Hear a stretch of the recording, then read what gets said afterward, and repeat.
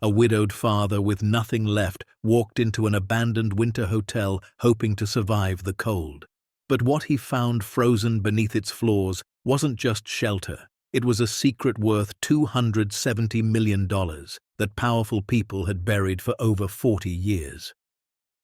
Before we dive into the story, make sure to smash subscribe because tomorrow we have an extra special story for you that will blow your mind. Let's get started.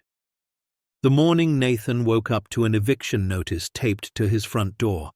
The temperature outside had dropped to -12 degrees. He stood there in his worn thermal shirt, breath curling from his lips like smoke, staring at the bright orange paper flapping against the peeling wood.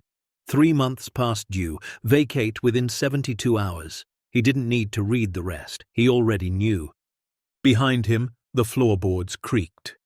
He turned to find Lily standing in the hallway, her small frame wrapped in a blanket that had once belonged to her mother.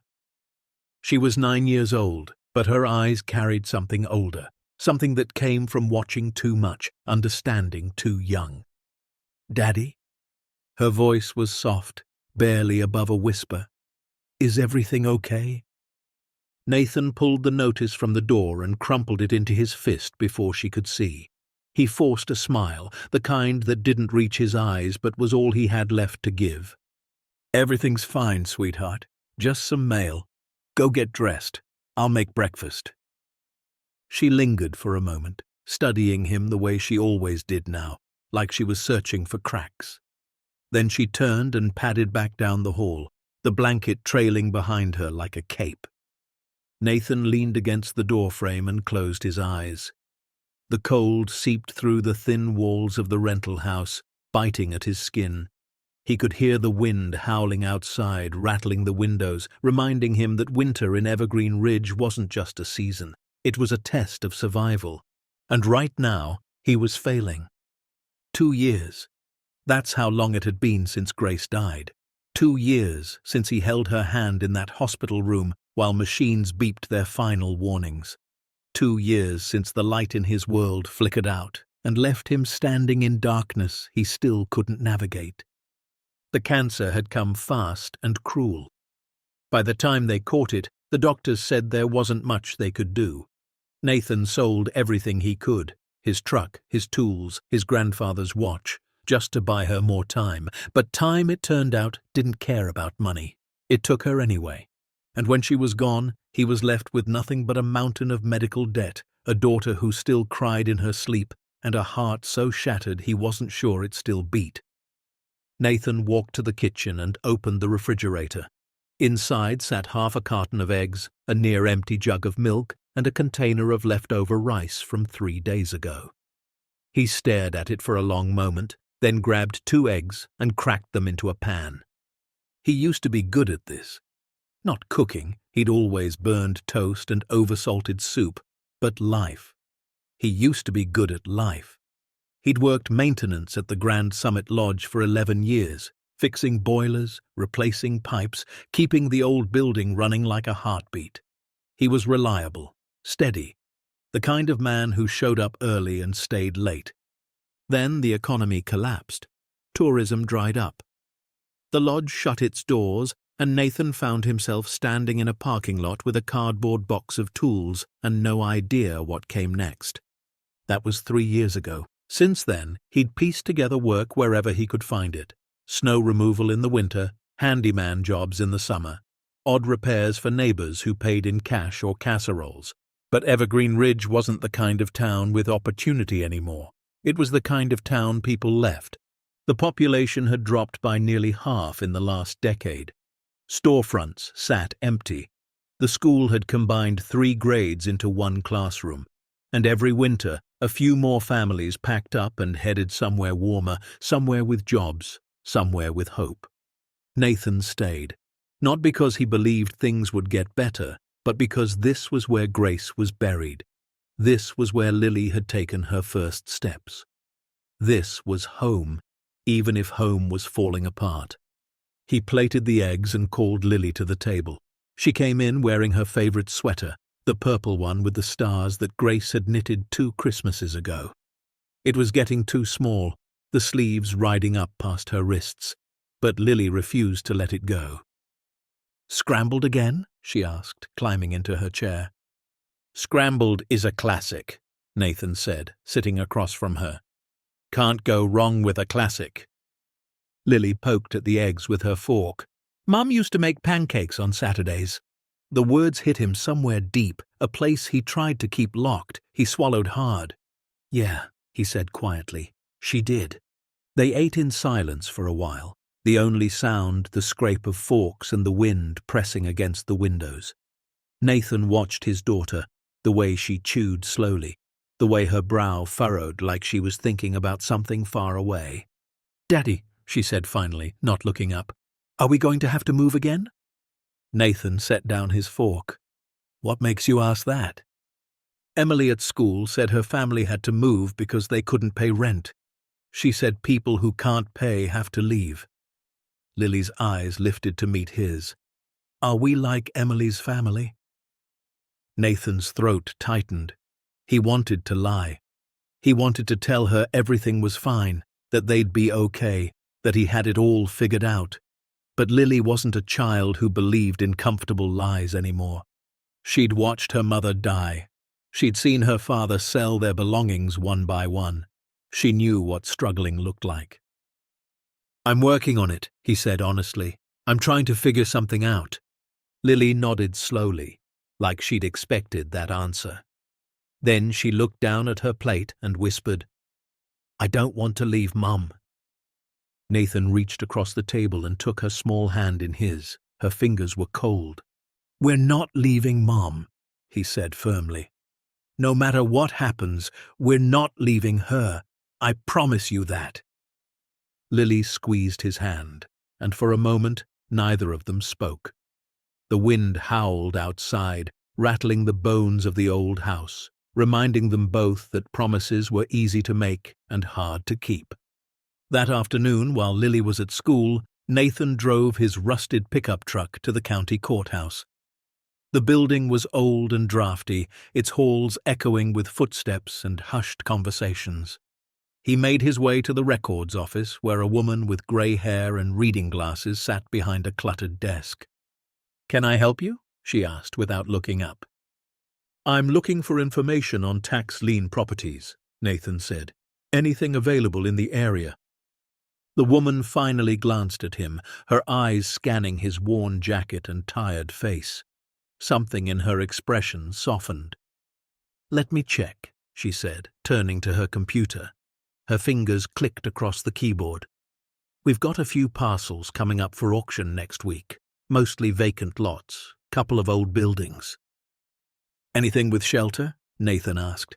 "Something with a roof?" She scrolled through the listings, frowning. "There's one property that's been on the books for years, keeps getting pushed back because no one wants it." She squinted at the screen.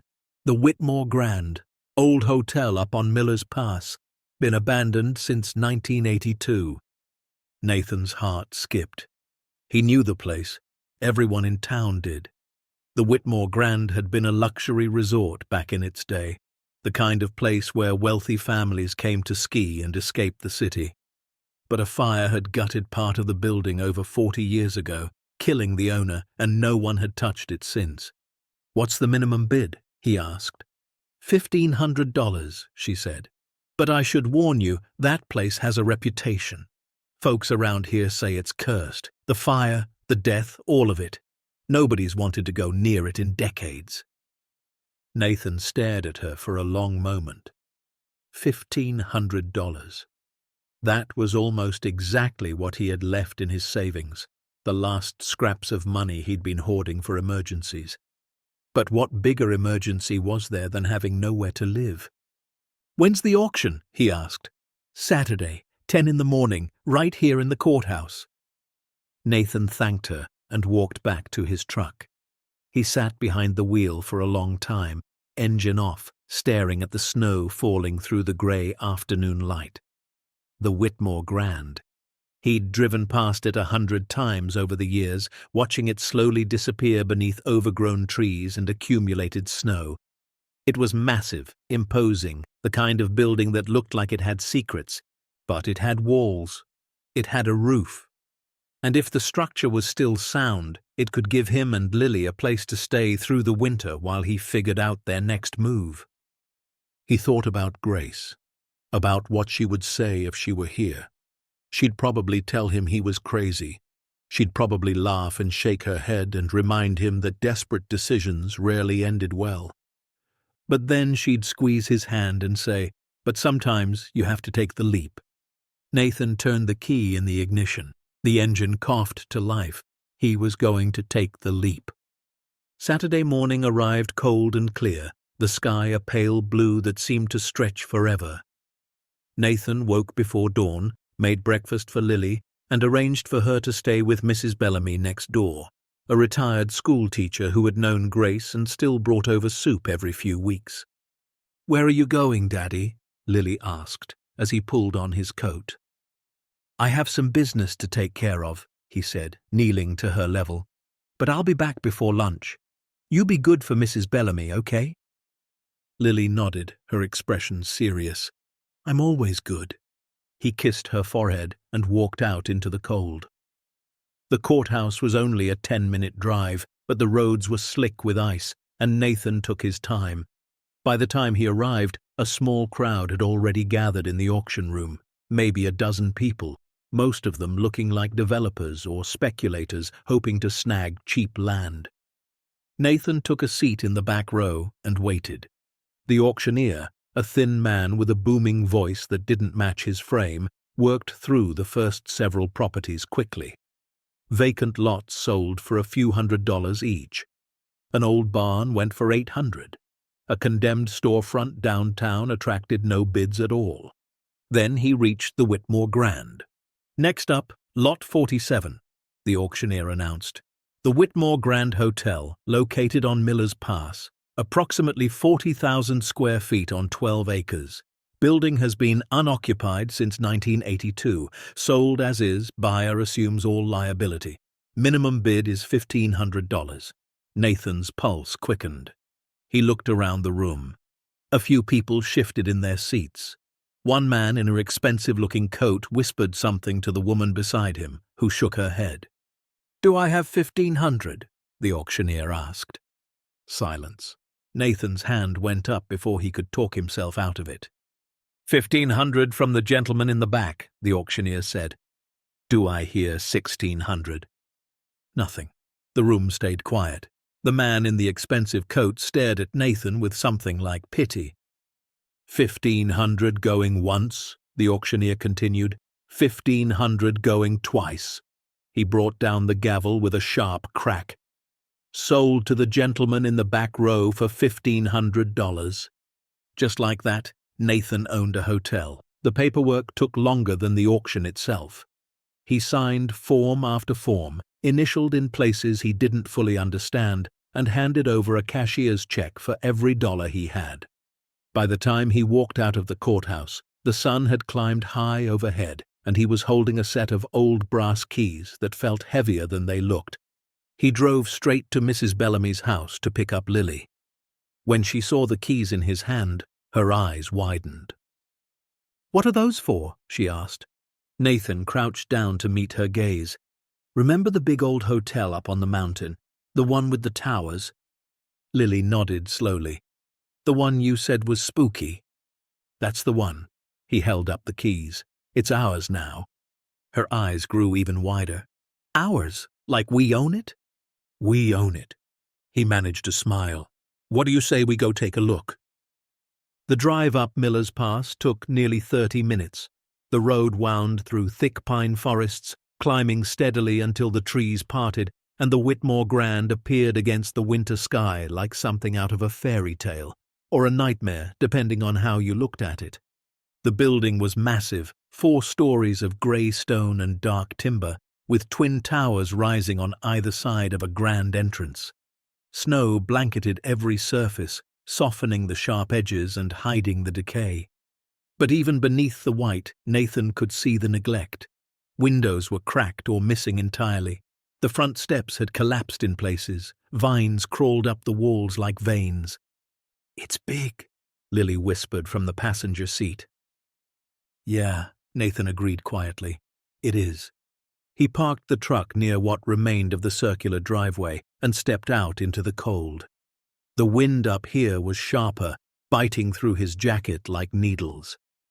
Lily climbed out beside him, her breath forming small clouds in the air.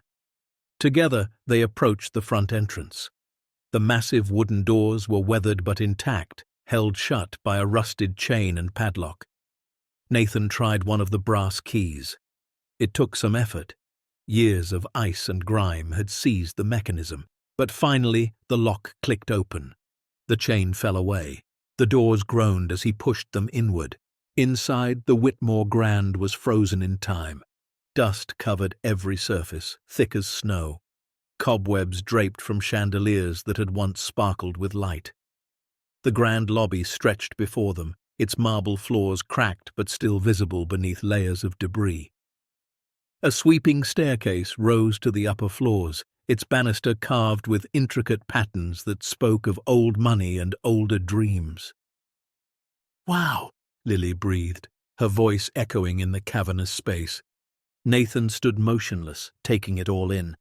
The place was damaged, yes, neglected beyond belief, but the bones were still there, the structure was still standing. He could feel it in the walls, in the way the building seemed to breathe around them despite the cold. This wasn't a ruin, it was a survivor. "Come on," he said, taking Lily's hand. "Let's look around." They spent the next hour exploring the main floor. The front desk still had its original key rack, tiny brass hooks arranged in neat rows. The dining room held tables and chairs covered in moth-eaten sheets. The kitchen was a disaster of rusted appliances and collapsed shelving, but the walk-in freezer, long since dead, was still sealed tight. Everywhere Nathan looked, he saw potential, not for restoration, not yet, but for survival. The walls were solid. The roof, from what he could tell, was mostly intact. With some work, some heat, some cleaning, this place could shelter them through the winter. "Daddy, look!" Lily called from across the lobby. She was standing near a fireplace that dominated one wall, its stone mantel carved with mountain scenes and pine trees. Above it hung a portrait, dusty and faded but still visible, a man in a dark suit, silver-haired and stern-faced, standing before this very hotel. "Who's that?" Lily asked. Nathan walked over and studied the portrait. A small brass plaque at the bottom read, "Edward Whitmore, founder, 1952. "That's the man who built this place," Nathan said, "a long time ago." Lily tilted her head. He looked sad. Nathan looked closer. She was right. Despite the formal pose, there was something hollow in the man's painted eyes. Something lonely. "Maybe he was," Nathan said quietly. As the afternoon light began to fade, Nathan knew they needed to check the basement. If there was any chance of getting heat running, the boiler would be down there. And without heat, this place was nothing but a beautiful tomb. "Stay up here," he told Lily, handing her a flashlight. "I need to check something downstairs." "Can't I come?" she asked. "Not yet. Let me make sure it's safe first. I'll be right back." She nodded reluctantly, and Nathan made his way toward the back of the lobby, where a service door led to the lower levels. The stairs were concrete, cold and damp, descending into darkness. He clicked on his own flashlight and began the descent. The basement was vast, stretching beneath the entire footprint of the hotel. Pipes ran along the ceiling like metal arteries. Old storage rooms lined the corridors, their doors hanging open or missing entirely. Nathan passed crates and boxes, broken furniture and forgotten supplies, all of it coated in decades of dust and ice. The boiler room was at the far end, a massive space dominated by ancient heating equipment that looked like something from another century. Nathan examined it carefully. The system was old, probably original to the building, but it was heavy-duty, built to last. With some parts, some cleaning, maybe some diesel, he might be able to get it running. He was about to head back upstairs when something caught his eye. At the back of the boiler room, partially hidden behind a collapsed metal shelf, was a door. Nathan frowned. He'd studied the building's footprint from the records at the courthouse. There shouldn't be anything beyond this room. According to the plans, this was the end of the basement. He approached slowly, his flashlight beam cutting through the darkness. The shelf had fallen at an angle, partially blocking access, but he could see the door clearly now. It was different from the others, heavier, reinforced, industrial, and it was covered in a thick layer of frost, as if the cold on the other side was deeper than anything nature could produce. His heart began to pound. He shoved the collapsed shelf aside, the metal scraping against concrete with a sound that echoed through the empty space. The door was sealed with 3 heavy locks, each one coated in ice crystals that glittered in his flashlight beam. Nathan ran his hand along the surface. The metal was so cold it burned his skin through his gloves. He could feel something beyond it, a presence, a weight, a secret that had been waiting in the dark for a very long time. He pulled out the ring of brass keys the courthouse had given him. There were 6 in total, and he'd only used 1 so far. He tried the second key in the first lock. Nothing. The third key. Nothing. The fourth key slid in and turned with a click that seemed to echo through his bones. 1 lockdown, 2 to go. His hands were shaking now, and not just from the cold. The 5th key opened the second lock. He was down to the last one. The final key was smaller than the others, almost delicate. It didn't look like it belonged with the rest, but when he inserted it into the 3rd lock, it fit perfectly. Click. The door shuddered. Nathan stepped back as frost cracked and fell from its surface like shattered glass. Then, slowly, with a groan that seemed to come from the earth itself, the door swung inward. A rush of frozen air hit him like a wall, so cold it stole the breath from his lungs. His flashlight beam pierced the darkness beyond, revealing stone steps descending into a space that shouldn't exist. A sublevel, hidden beneath an already hidden basement, sealed away for over 40 years. Nathan stood at the threshold, his heart hammering against his ribs.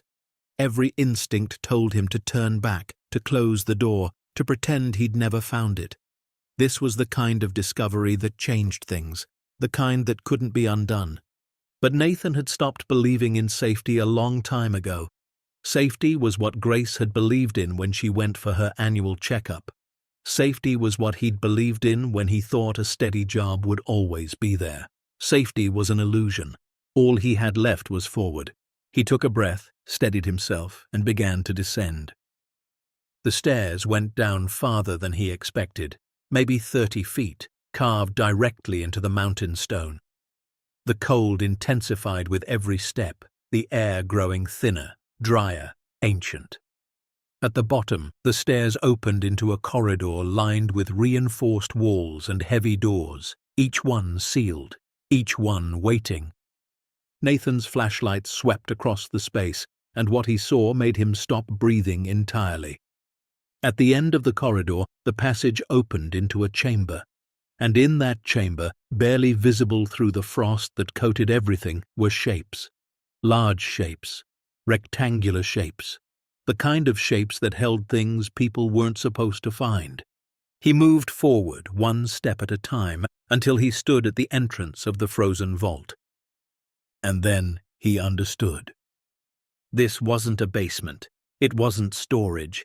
It wasn't anything the building plans had ever accounted for. This was a tomb for treasure, and he had just unlocked it. Nathan stood there in the frozen silence, his breath crystallizing in the air, his flashlight trembling in his grip. The cold pressed against him from all sides, but he barely felt it anymore. All he could feel was the weight of what lay before him, the weight of secrets buried so deep that time itself had forgotten them. Somewhere above him, Lily was waiting. Somewhere outside, the world was still turning, still struggling, still forgetting about people like him. But down here, in this frozen chamber beneath an abandoned hotel, Nathan had found something that could change everything. He just didn't know yet if it would save him or destroy him. The flashlight flickered once, then steadied. Nathan took another step forward, into the vault, into the unknown. and the darkness swallowed him whole.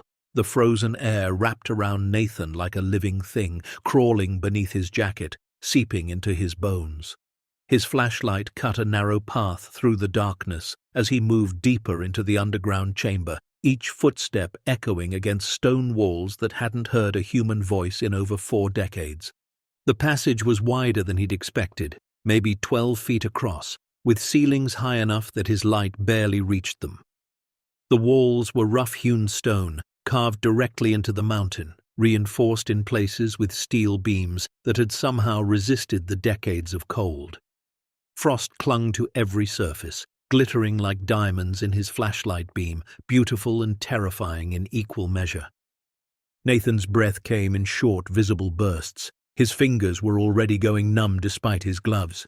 Whatever this place was, it had been designed to stay frozen, permanently, deliberately.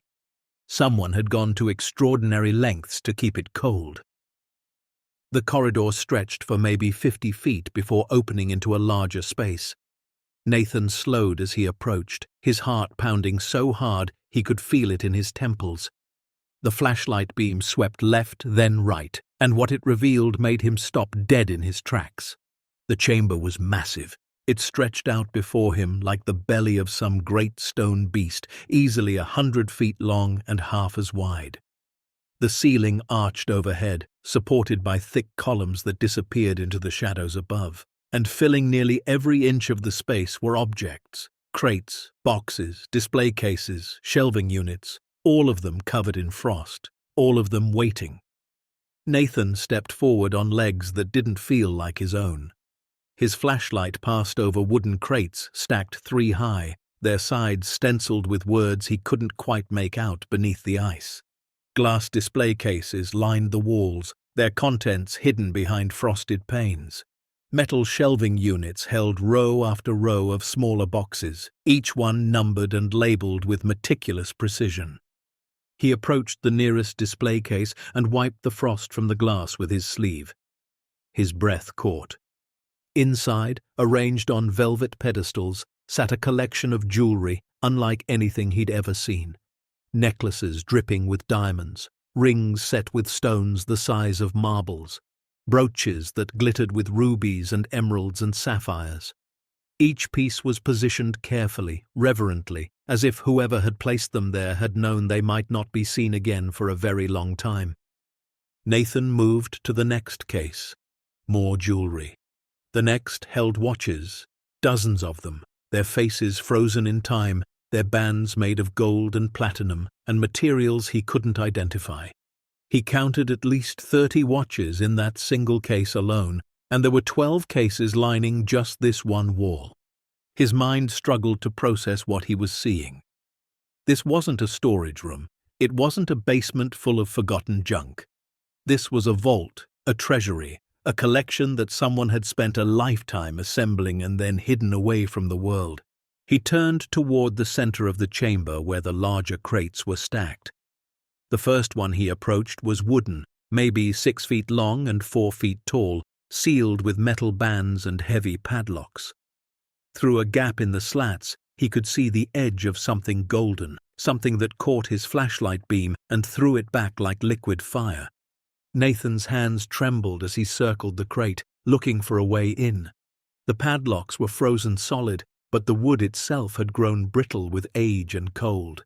He found a loose board near the bottom and pulled. It came away with a crack that echoed through the chamber like a gunshot. What spilled out made him stumble backward. Gold bars, actual gold bars, each one maybe a foot long and half as wide, stamped with serial numbers and weight measurements. They tumbled from the broken crate like bricks, heavy and impossibly real, their surfaces gleaming beneath the frost. Nathan dropped to his knees and picked one up. It was heavier than he expected, maybe 25 or 30 pounds, cold enough to burn even through his gloves. He turned it over in his hands, staring at the numbers stamped into the metal. 400 ounces. That's what the stamp said, 400 troy ounces.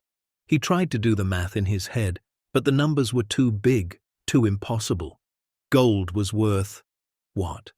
Somewhere around $2,000 an ounce these days. That would make this single bar worth nearly $800,000. And there were dozens of them spilling from this crate alone, and there were at least 20 more crates stacked behind it. Nathan's vision swam. He sat back on his heels, the gold bar clutched to his chest, and tried to breathe. This couldn't be real. He was dreaming. He'd fallen asleep in his truck on the way up the mountain, and his desperate mind had conjured this fantasy, this impossible salvation. But the cold was too sharp to be a dream. The weight in his hands was too real. The frost on his eyelashes was too present. This was happening. This was real. He set the gold bar down carefully and forced himself to stand. His legs shook beneath him, but he made them move. He had to see more. He had to understand what he'd found. The next section of the vault held paintings. They were stored in custom wooden crates, each one lined with felt and sealed against the cold. Nathan pried open the first one and found himself staring at a canvas that seemed to glow from within. A landscape of water lilies floating on a still pond, the colors impossibly vivid despite their age. He didn't know much about art, but he knew enough to recognize the style. Monet. This was a Monet, an actual Monet, stored in a frozen vault beneath an abandoned hotel in Colorado. The next crate held a portrait of a woman with dark eyes and a knowing smile, her face painted with such skill that she seemed almost alive. The one after that contained an abstract piece, all sharp angles and bold colors, signed in the corner with a name Nathan couldn't pronounce but somehow recognized.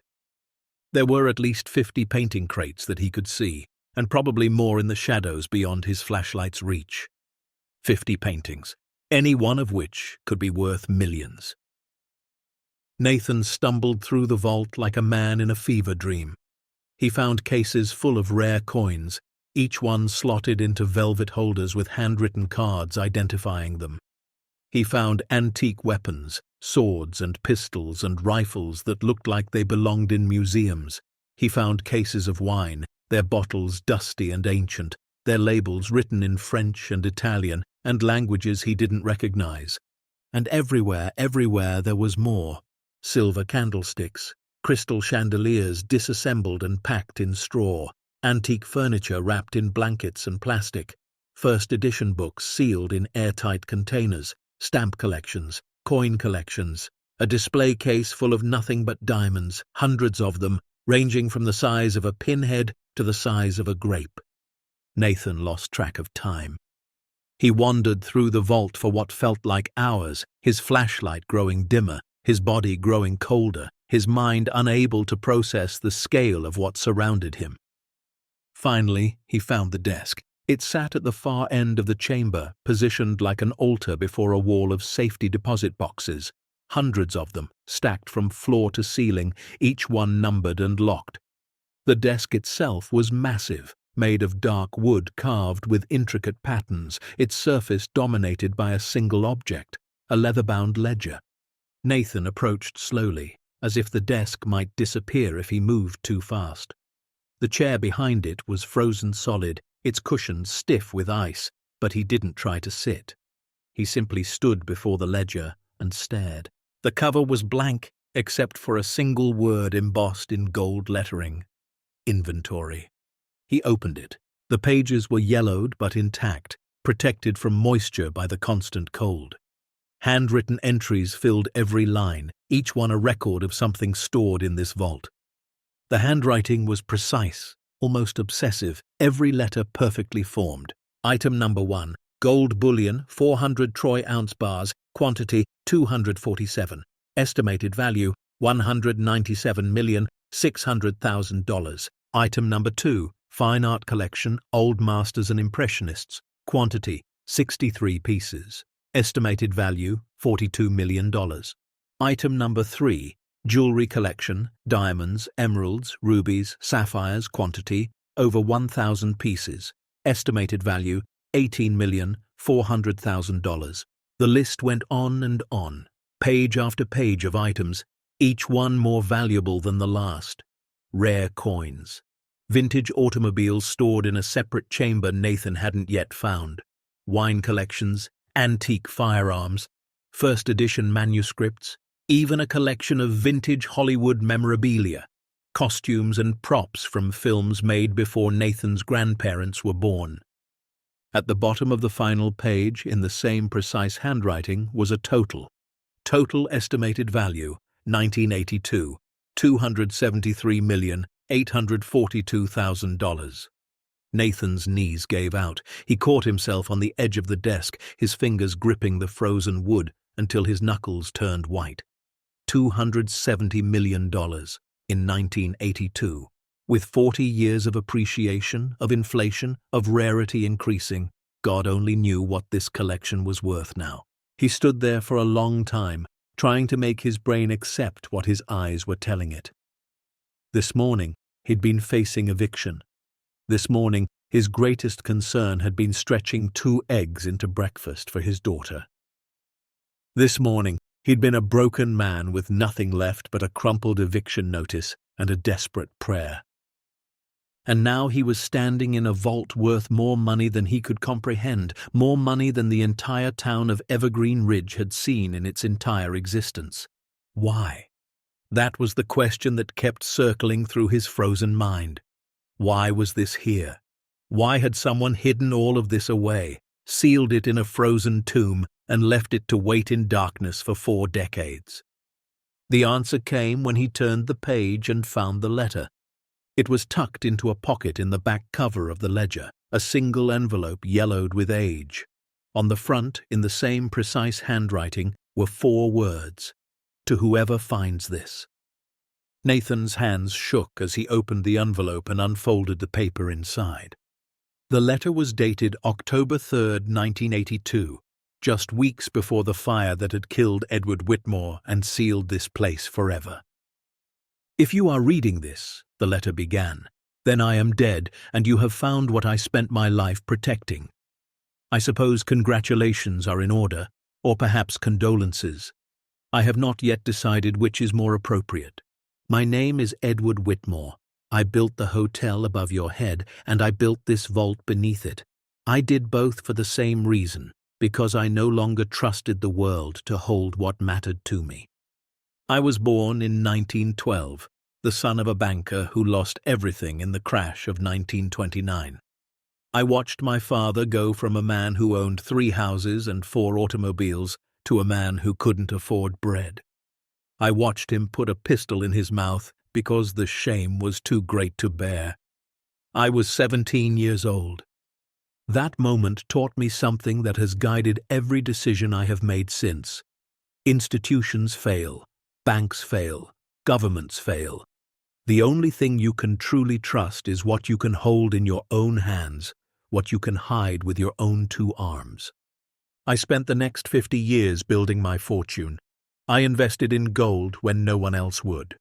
I bought art from artists who were starving and stored it until the world recognized their genius. I collected what others discarded and waited for time to prove me right. And I was right every time.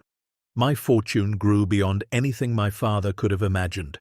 But the more I accumulated, the more afraid I became. I watched the economy stumble in the 70s. I watched banks teeter on the edge of collapse. I watched the government print money until it meant nothing, and I knew that if I left my fortune in their hands, it would disappear just as my father's had. So I built this vault. I carved it into the mountain beneath my hotel, where the stone stays frozen year-round and no one would think to look. I moved my collection piece by piece over the course of a decade, telling no one, trusting no one, and when it was done, I sealed it away and waited. I am not sure what I was waiting for. Perhaps for the world to end, perhaps for the perfect moment to emerge and reveal my triumph, perhaps for nothing at all. The truth is, I became so consumed with protecting what I had that I forgot to live. I built walls around my heart just as I built walls around my treasure, and by the time I realized my mistake, it was too late. I have no wife, no children, no friends who would mourn me longer than it takes to read my obituary. I have spent 60 years accumulating wealth and have nothing to show for it but empty rooms and a vault full of beautiful things that no one will ever see. Nathan paused, his throat tight. The words on the page seemed to vibrate with a loneliness so profound it hurt to read. He thought of Grace, of the way she used to laugh at his terrible jokes, of the warmth of her hand in his, of all the things money could never buy, and all the things he'd give up every cent to have back. He continued reading. If you have found this vault, then you have also found my failure. All of this, the gold, the art, the jewels, it means nothing if it sits in darkness. I accumulated it because I was afraid, and fear made me a prisoner to my own wealth. I do not know who you are or how you came to be reading these words, but I know this: you have a choice that I never gave myself. You can take what is here and hoard it as I did, building walls around your heart until you are as alone as I am. Or you can do what I could not. Use it to build something. Not just wealth, but connection. Not just security, but community. The hotel above your head was supposed to be that for me, a place where people came together, where strangers became friends, where life was lived in the open instead of buried in vaults. But I let my fear turn it into just another wall. I do not ask you to be noble. I do not ask you to be selfless. I only ask you to learn from my mistakes. Whatever you do with what you have found, do not let it make you alone. That is a fate worse than poverty. That is a fate worse than death. The letter was signed simply, Edward Whitmore, October 3rd, 1982. Nathan stood motionless, the letter trembling in his hands. The cold had numbed his fingers, but he couldn't feel it anymore. All he could feel was the weight of the words, the weight of a dead man's regret pressing down on him from across 4 decades. He thought about Grace again, about the dreams they'd shared in those early years, lying in bed together, talking about the future. She'd always wanted to open a small inn, nothing fancy, just a place where travelers could rest and locals could gather, a place with good food and warm fires and rocking chairs on the porch. We don't need to be rich, she used to say. We just need to be together. We just need to build something that matters. She'd never gotten the chance. Cancer had stolen that dream just like it had stolen everything else. And Nathan had spent the 2 years since her death simply surviving, putting one foot in front of the other, trying to keep Lily fed and sheltered without ever looking up to see where he was going. But now, standing in this frozen vault, surrounded by more wealth than he could comprehend, he finally understood what Grace had been trying to tell him all along. Money wasn't the point. Security wasn't the point. The point was what you did with the time you had, the connections you made, the legacy you left behind. Edward Whitmore had accumulated a fortune and died alone. Nathan had lost everything and still had Lily. In the calculus of a life well lived, he was the richer man. But that didn't mean he had to stay poor. He folded the letter carefully and tucked it into his jacket pocket. Then he closed the ledger and looked around the vault one more time. The gold glittered in his fading flashlight beam. The paintings waited in their crates. The jewelry sparkled behind frosted glass. All of it his now, legally, completely his. He'd bought this property fair and square, and everything on it, above ground and below, belonged to him. The question was what to do with it. His first instinct was to grab as much as he could carry and run. Load up the truck with gold bars, drive to the nearest city, sell them for cash, and disappear. He could pay off every debt. He could buy Lily a proper home, a proper education, a proper future. He could make sure she never wanted for anything ever again. But even as the thought formed, he knew it wasn't right. This wasn't just treasure, it was a legacy. Edward Whitmore's legacy, yes, but also something more. This vault had been hidden beneath a hotel that was supposed to bring people together. It had been sealed in a town that was slowly dying, a town full of people just like Nathan who were struggling to survive. What would Grace want him to do? He already knew the answer. She'd want him to do exactly what Edward Whitmore had wished he'd done. She'd want him to use this to build something, not just for himself and Lily, but for everyone. Nathan took one last look around the vault, committing it to memory. Then he turned and walked back toward the corridor, back toward the stairs, back toward the light. The climb up felt longer than the descent. His legs ached from the cold, and his lungs burned with each breath of frozen air. But he pushed forward, one step at a time, until finally he emerged through the hidden door and into the basement of the Whitmore Grand. The relative warmth hit him like a wave. He stood there for a moment, letting his body adjust, letting the reality of what he'd found settle into his bones. Then he checked his watch. Nearly 4 hours had passed. Lily would be worried. He sealed the hidden door as best he could, pushing the collapsed shelf back into position to conceal it. Then he made his way up through the basement, through the service corridors, and back into the main lobby of the hotel. The late afternoon light was fading, casting long shadows across the dusty marble floors. And there, sitting on the bottom step of the grand staircase, was Lily. She'd made herself a little nest of old curtains she'd pulled from somewhere, wrapped around her shoulders like a blanket.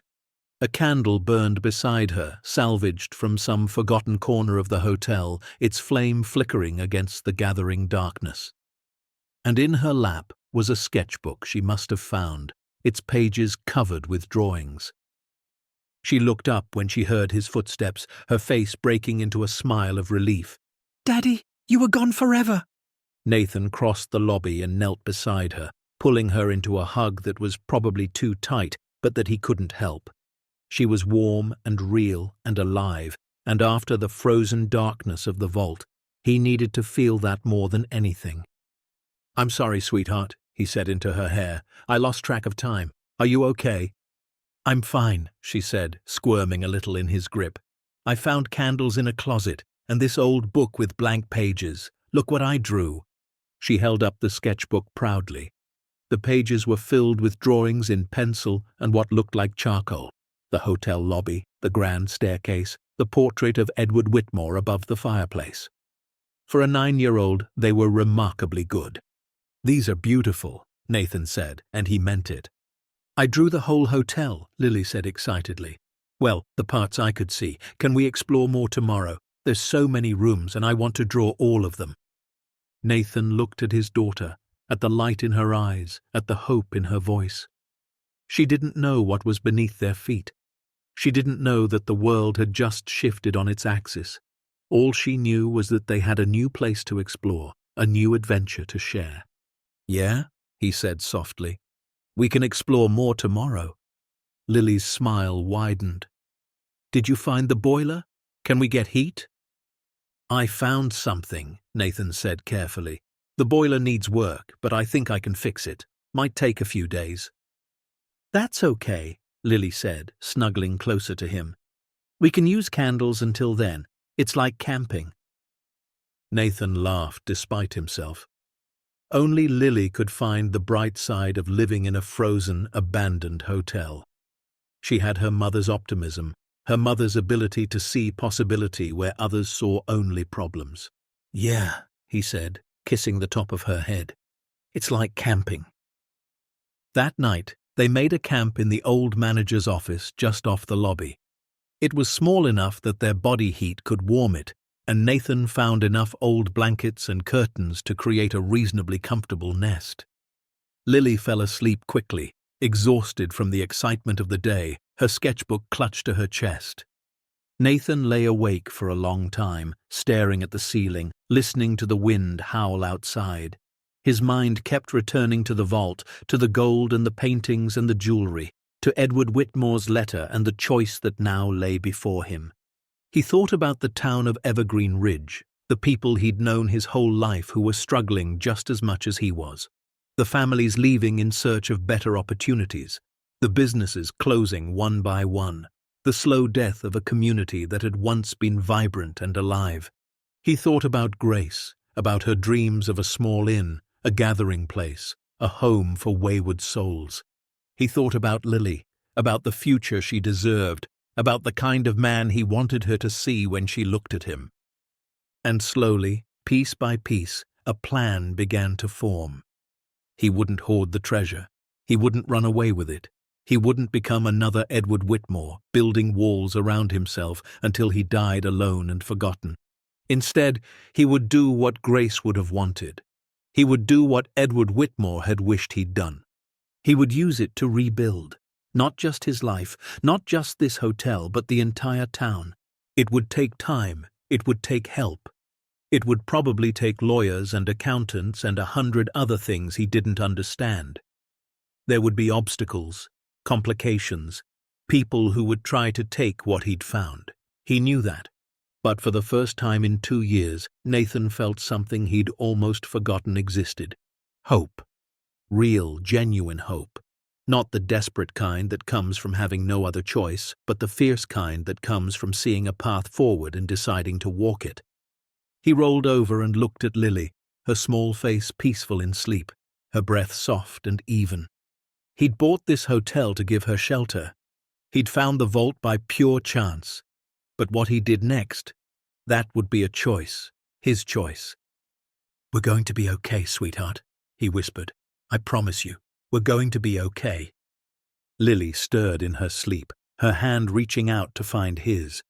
He took it gently, her small fingers wrapping around his calloused ones. And in the darkness of the abandoned hotel, surrounded by dust and shadows and the weight of a fortune he'd never asked for, Nathan made a decision. He was going to build something that mattered, something that lasted, something that would make Grace proud and give Lily a future worth having. He just had to figure out how. The next morning dawned grey and cold, but Nathan woke with a clarity he hadn't felt in years. Lily was still sleeping, so he moved quietly, slipping out of their makeshift camp and making his way back down to the basement. In the light of day, or what passed for it in the underground corridors, the hidden door looked even more impossible. How had no one found this in 40 years? How had the original investigators, after Edward Whitmore's death, missed an entire sublevel carved into the mountain? But he knew the answer. They hadn't been looking. The fire had been ruled an accident, Whitmore's death a tragedy, and the hotel had simply been left to decay. No one had any reason to search for hidden vaults or secret fortunes. No one had any reason to believe there was anything here worth finding, until now. Nathan descended into the vault again, this time with a proper flashlight he'd found in the truck. The gold still glittered. The paintings still waited. The letter still sat in his pocket like a heartbeat. He spent the morning cataloguing what he could, comparing items to the ledger, trying to get a sense of the scope. The numbers were staggering. Even with his limited knowledge, he could tell that some of these paintings were masterpieces. The gold alone was worth a fortune. And the jewelry, the coins, the artifacts, every item in this vault was worth more than everything he'd earned in his entire life combined. The responsibility of it pressed down on him like a physical weight. This wasn't just money. This was history. This was legacy. This was the culmination of one man's life, preserved in frozen perfection for 4 decades, and it was his to do with as he chose. By midday, he'd made a decision about his first step. He needed help, professional help. Someone who understood art and antiquities and the legal complexities of finding a $250 million vault beneath a property you bought for $1,500. But first he needed to tell Lily. He found her upstairs, exploring the old dining room, her sketchbook in hand. She was drawing the chandeliers that hung from the ceiling, their crystal drops catching what little light filtered through the dirty windows. "Lily," he said, sitting down across from her, "I need to tell you something." She looked up, her pencil pausing mid-stroke. "Is it bad?" "No," he said, surprised by the steadiness of his voice. "No, it's not bad. It's actually pretty incredible." He told her everything, about the hidden door, about the vault, about the gold and the paintings and the jewelry, about Edward Whitmore's letter and his wish for whoever found his fortune. Lily listened in silence, her eyes growing wider with each detail. When he finished, she was quiet for a long moment. "So we're rich now?" she finally asked. Nathan laughed softly. "I guess we are. Or we will be once we figure out how all of this works." "Does this mean we can stay here? We don't have to leave?" "Yes, sweetheart. We can stay. We can stay as long as we want." Lily's face broke into a smile so bright it made his chest ache. She threw her arms around him, nearly knocking him off the chair. "I knew it," she whispered into his shoulder. "I knew something good would happen. Mom always said good things come to people who don't give up." Nathan held his daughter tight, Grace's words echoing in his ears. Good things come to people who don't give up. He hadn't given up. Even when he'd wanted to, even when the darkness had felt total and the hope had felt gone, he'd kept putting one foot in front of the other. He'd kept going for Lily, for the memory of Grace, for the stubborn belief that tomorrow might be better than today. And now tomorrow had arrived. "We have a lot of work to do," Nathan said, pulling back to look at Lily's face. "This isn't going to be easy. There are going to be lawyers and questions, and probably people who don't believe us or who try to take what we found. It might take months, maybe years, to sort it all out." "That's okay," Lily said firmly. "We're good at hard stuff. We've had lots of practice." Nathan smiled, his heart full. "Yeah, we have." That afternoon he made his first phone call. He didn't know any lawyers, didn't know where to start, so he called the only person he could think of who might help, Mrs. Bellamy, the retired schoolteacher who had watched Lily, who had known Grace, who had been part of Evergreen Ridge longer than almost anyone. He told her what he'd found. She was silent for so long he thought the connection had dropped. "Nathan," she finally said, her voice barely above a whisper, "are you sure? Are you absolutely sure?" "I'm standing in front of enough gold bars to buy the entire state of Colorado," he said. "I'm sure." Another long silence. Then, "I think you need to talk to Margaret Chen. She's a lawyer in Denver who specializes in estate recovery and antiquities. She helped my sister with a similar situation years ago, though nothing of this scale. Let me see if I can get you her number." 3 hours later, Nathan was on the phone with Margaret Chen. He told her everything, sent her pictures he'd taken with his old camera phone, and waited while she processed the information. "Mr. Nathan," she said slowly, her voice professional but tinged with something like wonder. "If what you're telling me is accurate, you may have just stumbled onto one of the largest private collections ever discovered in North America. This isn't just valuable, this is historically significant." "What do I do?" Nathan asked. "First, you do nothing. You touch nothing. You tell no one else. This kind of discovery attracts attention, not all of it good. We need to verify everything legally, establish clear ownership, and create a plan for appraisal and protection before word gets out. And if people try to take it, the property, the collection, any of it," Margaret's voice hardened, "then we fight them, but we fight smart. You bought that property legally. Everything on it and beneath it belongs to you. We just need to document it properly." Nathan exhaled slowly. "Okay, what's next?" "I'm driving up there tomorrow. Don't go back into the vault until I arrive. And Nathan, try to get some sleep. You're going to need it." That night, as Lily slept beside him in their little nest of blankets, Nathan lay awake again. But this time, his mind wasn't racing with fear or desperation. It was racing with possibility. He thought about the hotel rising from its decay. He thought about people coming through its doors again, travelers, tourists, locals looking for a place to gather. He thought about Grace's dream of a small inn and how it might become something bigger, something better. He thought about Evergreen Ridge, about the families who were struggling, about the businesses that were closing, about the hope that had slowly drained from the town like water from a cracked vessel. Maybe, just maybe, he could help fill it back up. It wouldn't be easy. It wouldn't be quick. But for the first time in 2 years, Nathan believed it was possible. He closed his eyes and, for the first time since Grace died, slept without nightmares. The morning light would bring lawyers and questions and challenges he couldn't yet imagine. It would bring attention he wasn't sure he wanted, and responsibility he wasn't sure he was ready for. But it would also bring hope. And hope, Nathan was learning, was worth more than all the gold in the world. Margaret Chen arrived the next morning in a black sedan that looked out of place against the snow-covered mountains.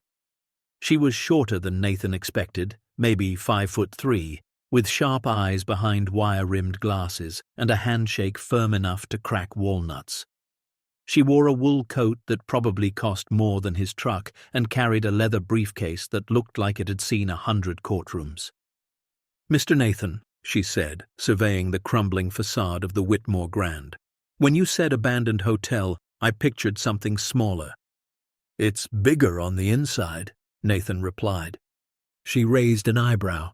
"I certainly hope so." They spent the next 6 hours in the vault.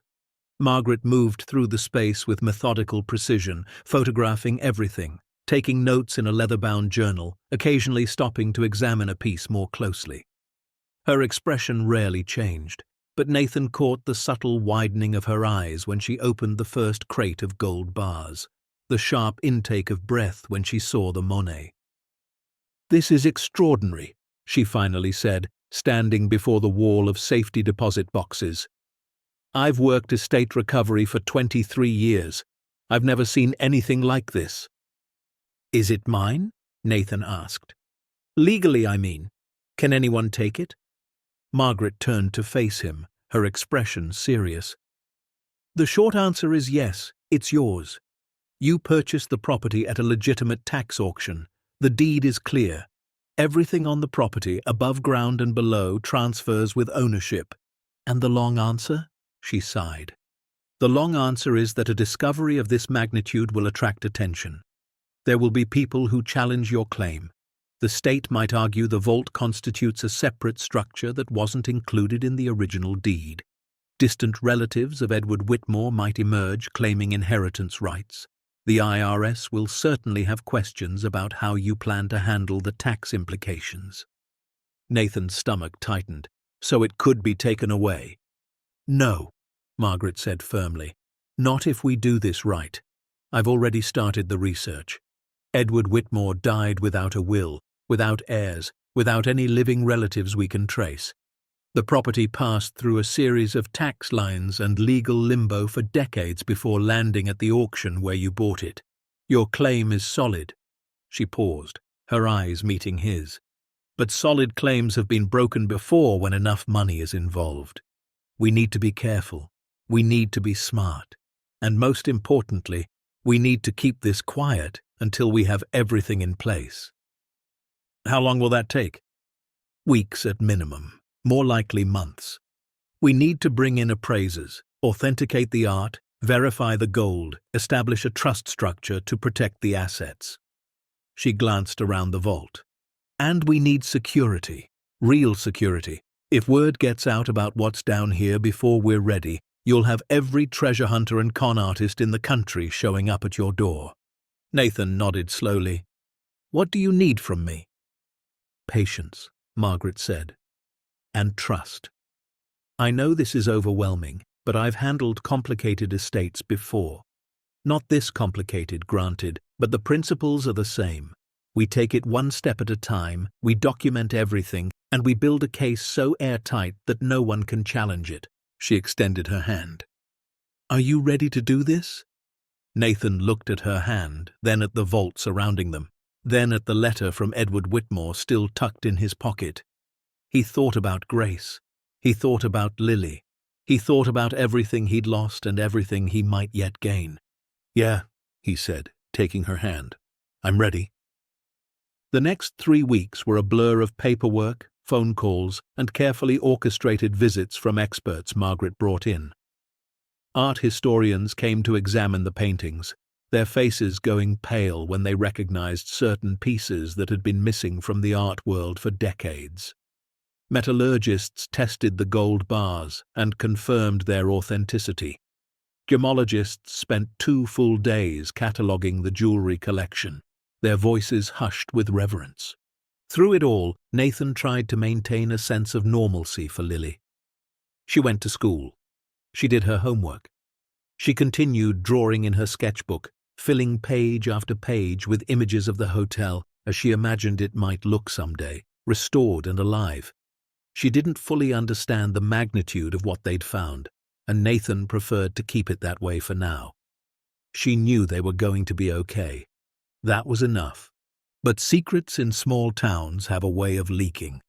It started with whispers at Thompson's Gas and Feed. Someone had noticed the unfamiliar cars coming and going from the Whitmore property. Someone else had seen Nathan at the courthouse, filing papers that seemed more complicated than a simple property purchase. By the end of the second week, rumors were spreading through Evergreen Ridge like wildfire. "Heard you found something up at that old hotel," Pete from the hardware store said one afternoon when Nathan stopped in for supplies. "Something valuable." Nathan kept his expression neutral. "Just fixing it up. Lot of work to do." Pete nodded slowly, but his eyes held a question Nathan wasn't ready to answer. The real trouble arrived on a Tuesday morning in the form of a silver Mercedes that pulled up to the hotel's front entrance like it owned the place. Nathan was outside clearing snow from the walkway when the car door opened and a man stepped out. He was maybe 50, tall and lean, with silver hair slicked back and a smile that didn't reach his eyes. His coat was cashmere, his shoes were Italian leather, and everything about him screamed money and power. "Mr. Nathan," the man said, extending a hand. "My name is Vincent Cross. I believe we should talk." Nathan didn't take the hand. About what?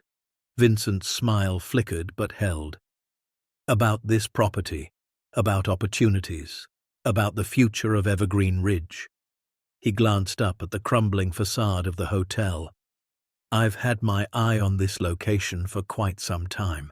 I was disappointed when someone else outbid me at the auction." $1,500, Nathan said flatly. "You could have outbid me with pocket change." "I was out of the country. By the time I heard about the auction, it was already over." Vincent's eyes hardened slightly. "But I'm here now, and I'm prepared to make you a very generous offer. $250,000 for the property, as is. That's more than 100 times what you paid." Nathan felt his jaw tighten. 250,000. A month ago, that would have seemed like all the money in the world. Now it was a rounding error compared to what lay beneath his feet. "It's not for sale," he said. Vincent's smile finally cracked. "Mr. Nathan, let me be direct. I represent a development group that has plans for this area. Big plans. We're talking about a luxury ski resort, high-end condominiums, a complete transformation of this dying little town. This property is central to those plans."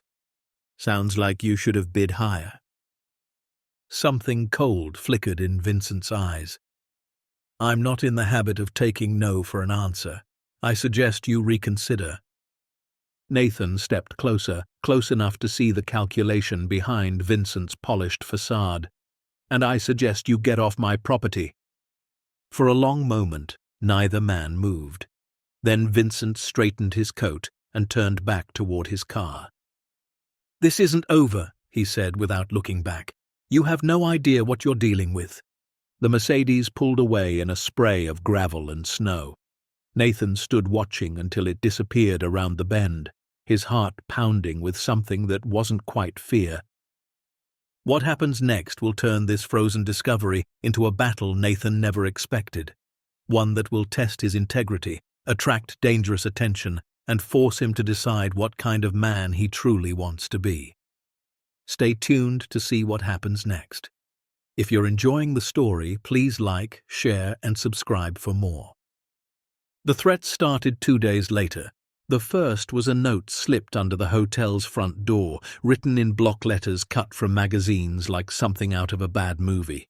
"Sell now or regret it." Nathan showed it to Margaret, who frowned and photographed it.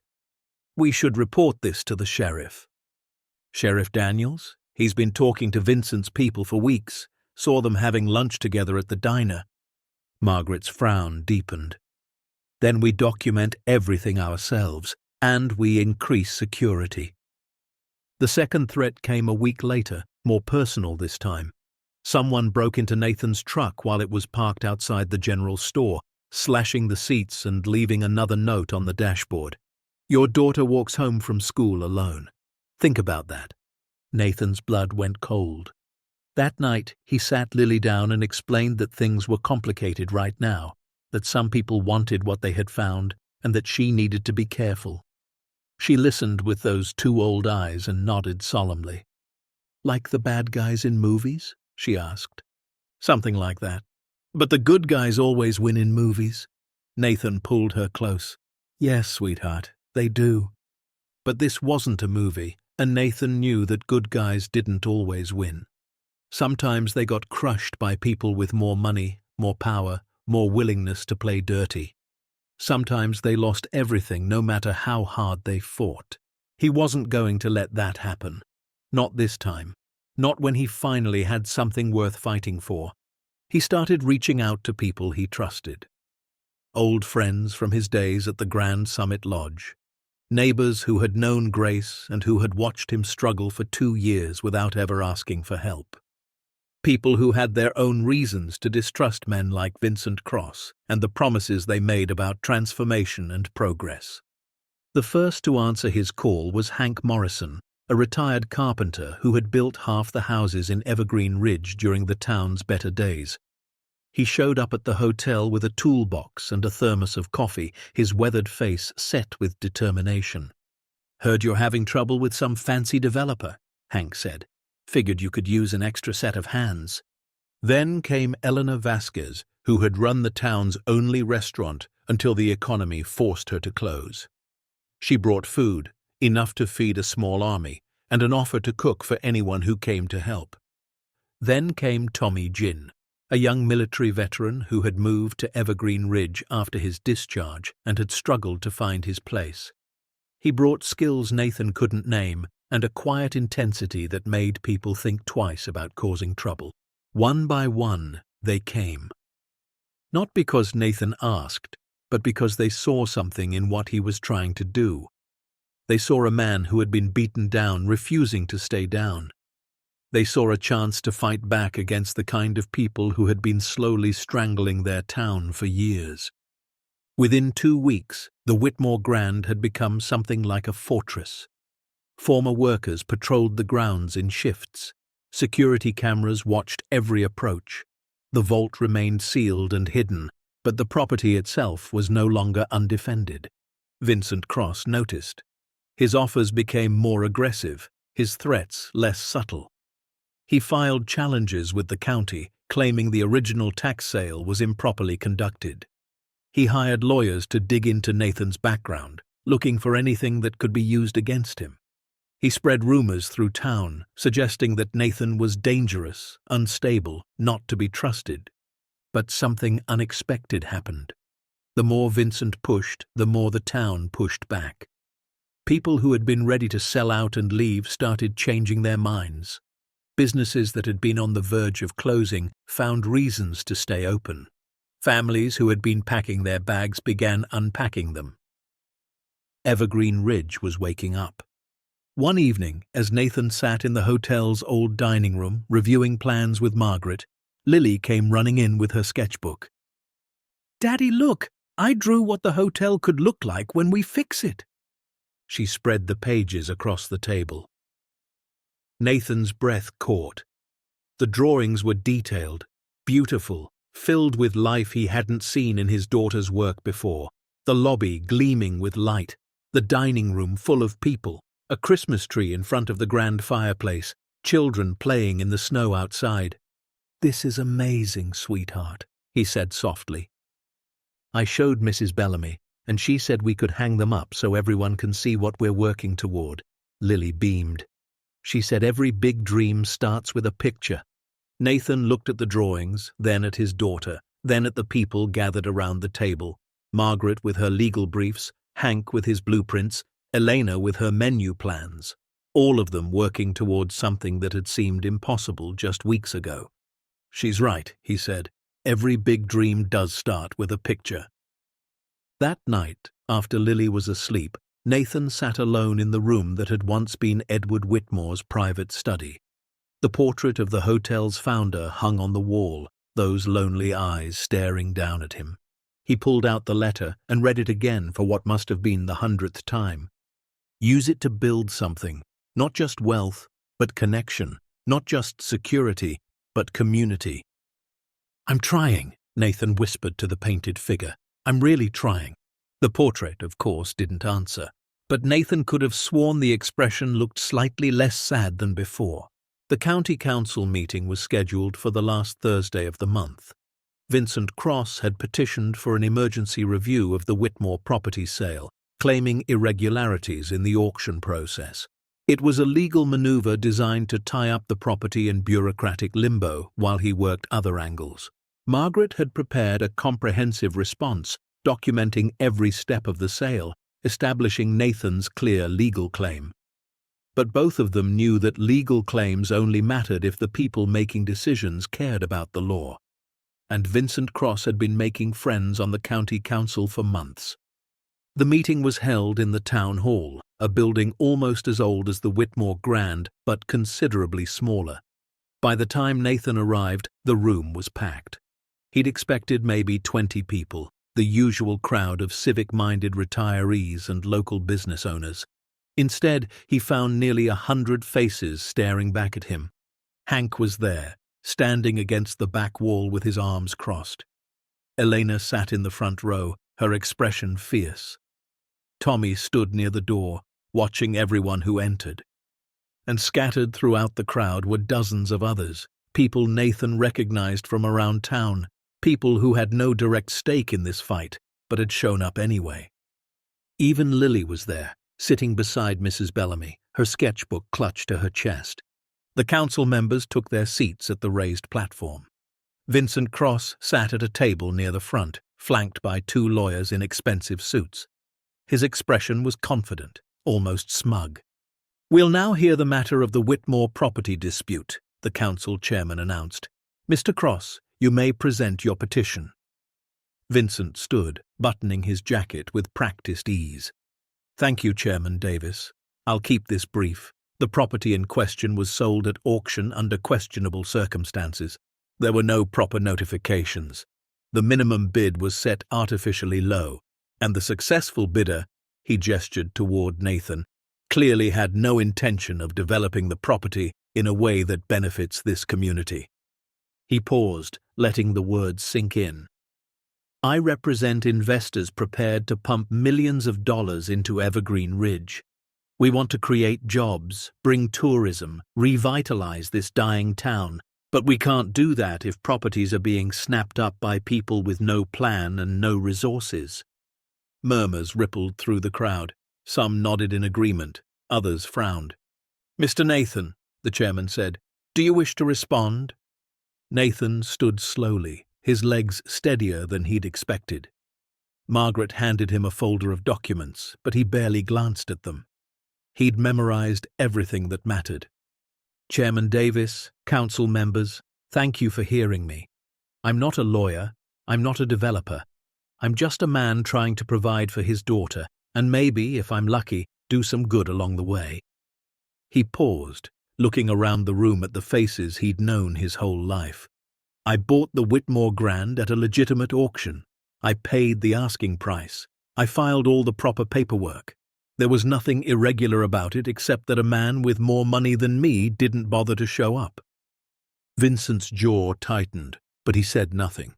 "Mr. Cross talks about revitalizing this town, about bringing in outside investors, about transformation." Nathan shook his head. "But I've lived here my whole life. I've watched outside investors come through before. They make promises, they put up fancy buildings, and then they leave, taking the profits with them while the people who actually live here are left with nothing." The murmurs grew louder, more supportive now. "I'm not going to promise millions of dollars. I'm not going to promise luxury resorts, but I am going to promise this. Whatever I build up there, it's going to be for this community. Buy this community. Every job, every opportunity, every dollar of profit, it's going to stay right here in Evergreen Ridge." He looked directly at the council. "My wife used to dream about opening a small inn, a place where people could come together. She never got the chance, but I'm going to honor that dream. Not with corporate money, not with outside investors, but with the people of this town. Because we're the ones who deserve a second chance. We're the ones who stayed." The room erupted. People were clapping, cheering, some were crying. Lily was on her feet, waving her sketchbook in the air. The chairman banged his gavel, trying to restore order. "Quiet, quiet, please!" Vincent Cross rose, his face red with anger. "This is a legal proceeding, not a campaign rally. The council needs to consider the facts, not emotional appeals." "The facts," Margaret said, standing calmly, "are quite clear." She opened her briefcase and pulled out a stack of documents. "I have here the complete record of the auction, certified by the county clerk. I have the deed, properly filed and recorded. I have title insurance establishing Mr. Nathan's clear ownership. And I have a letter from the State Attorney General's office confirming that no irregularities occurred." She handed the documents to the chairman. "Mr. Cross has presented no evidence of wrongdoing. He has presented only speculation and the disappointment of a man who missed his chance." The room fell silent. The council members huddled together, reviewing the documents, whispering among themselves. Vincent sat rigid in his chair, his lawyers shuffling papers uselessly. Finally, the chairman straightened. "The council has reviewed the evidence presented. We find no grounds to challenge the validity of the property sale. Mr. Nathan's ownership of the Whitmore Grand is confirmed." The room exploded again. Nathan barely heard it. He was watching Vincent Cross, watching the man's face twist with fury and frustration as his lawyers gathered their things. Vincent stood, straightening his coat with sharp, angry movements. He walked toward Nathan, stopping just inches away. "This isn't over," he said quietly, his voice barely audible above the celebration. "You have no idea the enemies you've just made." Nathan met his gaze without flinching. "Maybe not. But I know the friends I've made, and I'll take that trade any day." Vincent held his stare for a long moment, then turned and walked out of the town hall without another word. Nathan watched him go, then felt a small hand slip into his. Lily looked up at him, her eyes shining. "We won," she said. Nathan smiled, pulling her into a hug. "Yeah, sweetheart, we won this round." But as he held his daughter close, watching the people of Evergreen Ridge celebrate around him, he knew this was only the beginning. Vincent Cross would be back. There would be more challenges, more threats, more battles to fight. But for the first time in years, Nathan wasn't fighting alone. He had a community at his back, a daughter at his side, and a dream worth protecting. And he was just getting started. The weeks following the council meeting felt like standing in the eye of a hurricane. The immediate threat had passed, but Nathan knew the storm wasn't over. Vincent Cross had too much money, too much pride, and too much at stake to simply walk away. Men like him didn't accept defeat. They regrouped, recalculated, and came back harder. But for now, there was work to do. Margaret had assembled a team of specialists to properly catalogue and appraise the vault's contents.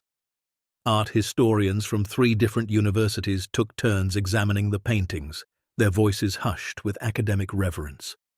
A metallurgist from the Federal Reserve verified the gold bars one by one, stamping each with certification marks. Gemologists spent weeks sorting through the jewelry collection, separating pieces by era, origin, and value. The final tally, when it came, made Nathan's head spin. $273 million in 1982 dollars, Margaret said, spreading the appraisal documents across the hotel's old dining room table. Adjusted for inflation and market appreciation, we're looking at somewhere between $450 million and $500 million today, possibly more, depending on how we handle the art sales. Nathan stared at the numbers, trying to make them feel real.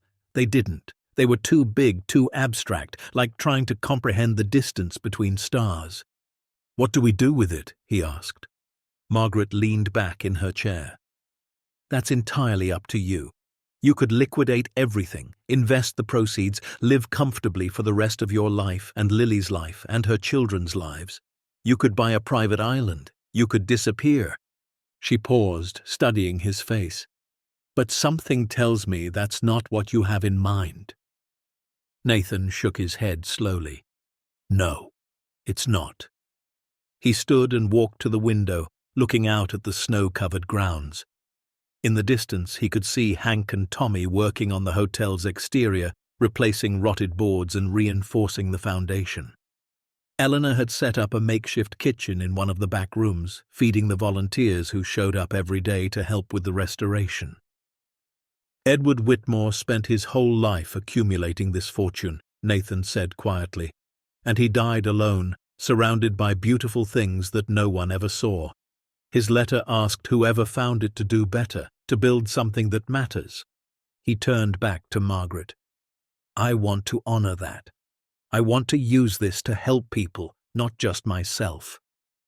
Margaret nodded slowly. "I thought you might say that, so I've been doing some research." She pulled out another folder. "There are several options for structuring charitable giving on this scale. We could establish a foundation, create trusts, fund scholarships. The tax implications are complex but manageable. What about the hotel itself? That's trickier. The restoration costs alone will run into the tens of millions.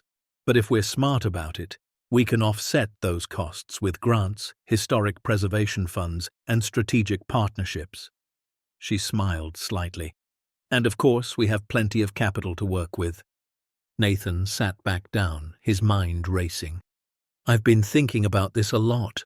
Grace always dreamed of a place where people could come together. Not fancy, not exclusive, just welcoming. A home away from home." He pulled out Lily's sketchbook, the one filled with her drawings of what the hotel could become. "Lily sees it too. She's been drawing pictures of families in the lobby, kids playing in the snow, people gathered around the fireplace. She sees what this place could be." Margaret studied the drawings, her expression softening. "She's talented. She has her mother's imagination." Nathan closed the book gently. "I want to restore the hotel, not as a luxury resort for rich people, but as something the whole town can be part of. A heritage hotel and museum, a place that tells the story of what was found here and what we built with it." "And the collection?" "Some of it stays here on display. The rest—" He paused, thinking of Edward Whitmore's lonely eyes in that portrait. "The rest goes where it can do the most good. Donate the paintings to museums where people can actually see them. Sell some of the gold to fund scholarships for kids in Evergreen Ridge. Use the jewelry to create grants for small businesses trying to survive." He met Margaret's gaze. "I don't want to hoard it. I don't want to become what Whitmore became. I want to share it." Margaret was quiet for a long moment. Then she smiled, a real smile this time, not the professional one she usually wore. "You know," she said, "in 23 years of estate law, I've never had a client quite like you. Most people who find this kind of wealth immediately start thinking about what they can buy. You're the first one who started thinking about what you can give." Nathan shrugged. "I've had practice being poor. I know what it feels like to wonder where your next meal is coming from. I know what it feels like to lie awake at night, worrying about your kid's future." He glanced at the window again. "There are people in this town going through that right now. If I can help them, why wouldn't I?" "Some would say you've earned the right to help yourself first." "Maybe." Nathan stood again, restless with energy he hadn't felt in years. "But Grace wouldn't have wanted that, and neither would Lily. They'd want me to be the kind of man who lifts people up, not the kind who steps over them." He extended his hand. "So are you in? Will you help me figure out how to do this right?" Margaret took his hand without hesitation. "I'm in." The restoration began in earnest the following week. Contractors arrived from Denver, specialists in historic preservation who treated the old building with the reverence it deserved. They reinforced the foundation, repaired the roof, replaced the ancient plumbing and electrical systems while maintaining the hotel's original character. Every decision was made with an eye toward honoring the past while preparing for the future. But the real miracle wasn't the professional work, it was the community response. People from all over Evergreen Ridge showed up to help. Some had construction experience, others had never held a hammer in their lives. It didn't matter. There was work for everyone, painting walls, refinishing floors, cleaning decades of grime from windows, sorting through the mountains of salvageable furniture and fixtures that had been left behind. Eleanor transformed her makeshift kitchen into a full operation, cooking meals for the volunteers 3 times a day. Hank took charge of the carpentry work, teaching skills to anyone willing to learn. Tommy organized security rotations, making sure the property and its hidden vault remained protected. And Lily, sweet Lily, became the project's unofficial mascot. She wandered through the work sites with her sketchbook, drawing portraits of the volunteers, documenting the transformation in her own unique way. The workers adored her. They'd find her drawings tucked into their lunch bags or taped to their lockers, little thank you notes for their hard work. "Your daughter's something special," Hank told Nathan one evening as they surveyed the day's progress. "She's got her mama's heart." Nathan nodded, his throat tight. "Yeah, she does." The news spread beyond Evergreen Ridge faster than Nathan had anticipated. A journalist from Denver heard about the discovery and wrote a feature story for the weekend edition. Within days, it was picked up by national outlets. Soon, reporters were calling daily, requesting interviews, asking for tours of the famous frozen vault. Nathan refused most of them. He wasn't interested in fame. He wasn't interested in becoming a celebrity or a symbol. He just wanted to build something that mattered. But Margaret convinced him that some press coverage could help their cause. "People need to hear this story," she said. "Not because of the money, but because of what you're doing with it. It's inspiring. It gives people hope." So Nathan agreed to a few carefully selected interviews. He talked about Grace, about her dreams for a gathering place. He talked about Lily and her sketchbook. He talked about Edward Whitmore and the letter that had changed everything. And he talked about Evergreen Ridge, about the town that had been slowly dying and was now starting to breathe again. The response was overwhelming. Donations poured in from across the country, people who wanted to be part of what was happening in this small Colorado town. Corporations offered partnerships, universities proposed research collaborations.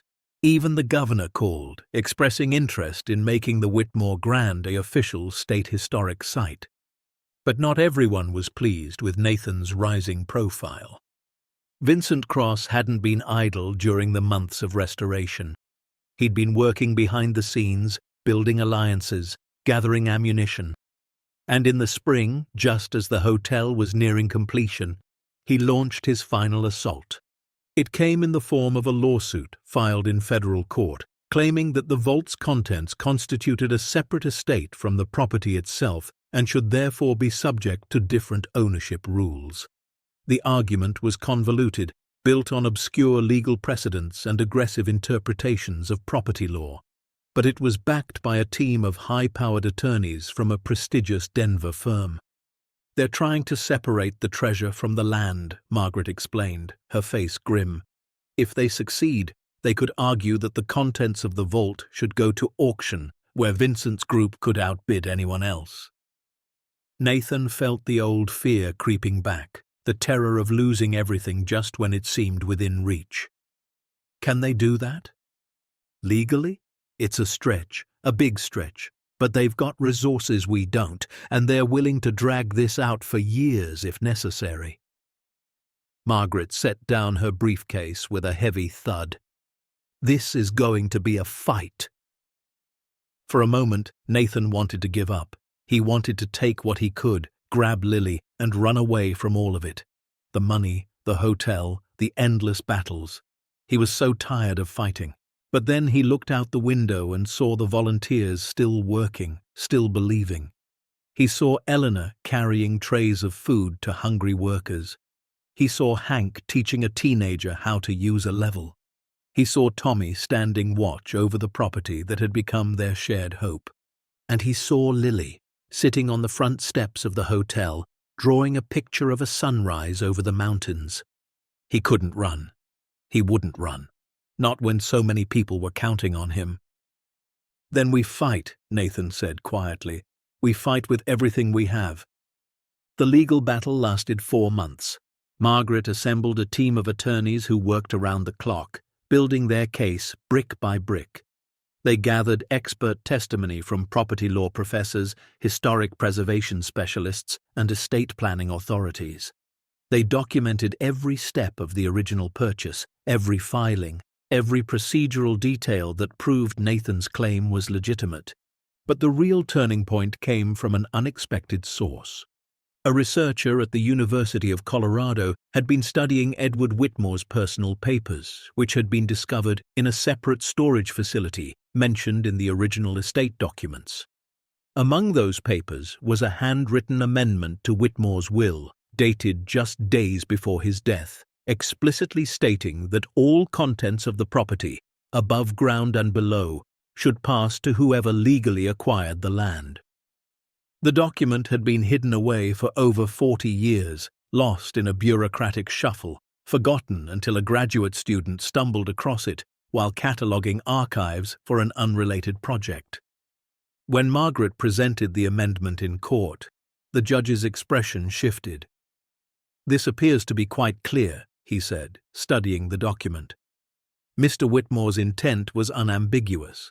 All contents of the property were meant to transfer with ownership. Vincent's attorneys objected, argued, demanded additional time to examine the document's authenticity, but handwriting experts confirmed it was genuine.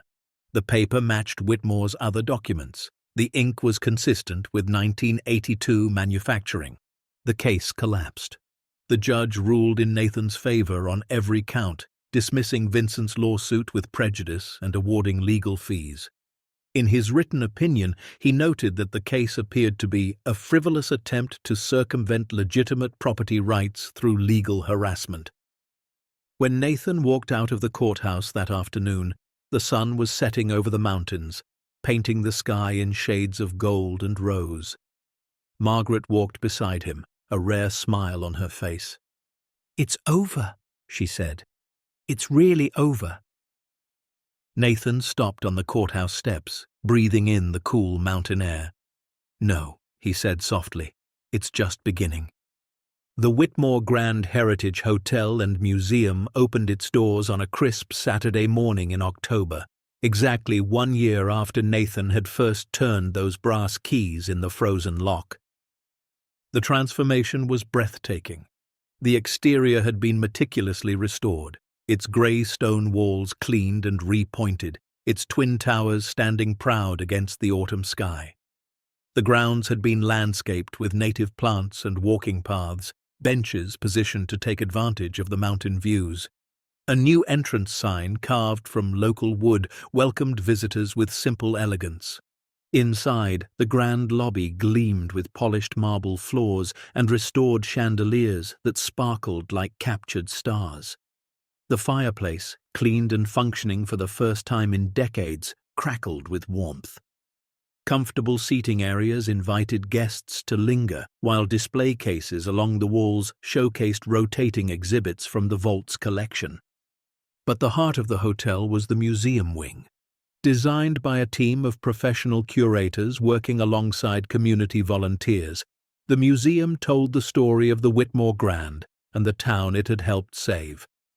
Visitors walked through exhibits documenting the hotel's original construction, its glory years as a luxury resort, its decline after the fire, and its miraculous resurrection.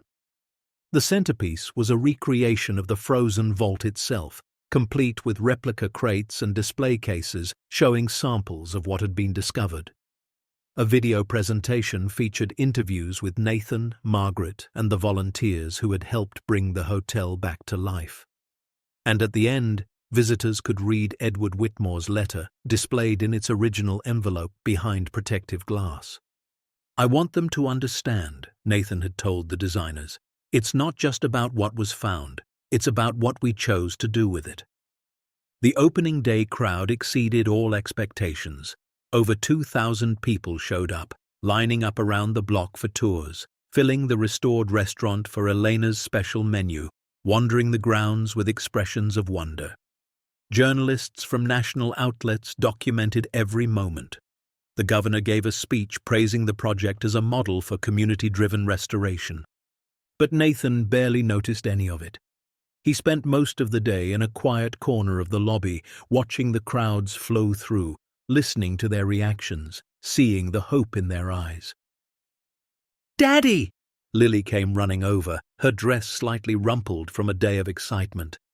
"Did you see? There's a line going all the way to the parking lot." Nathan smiled, pulling her close. "I saw, sweetheart.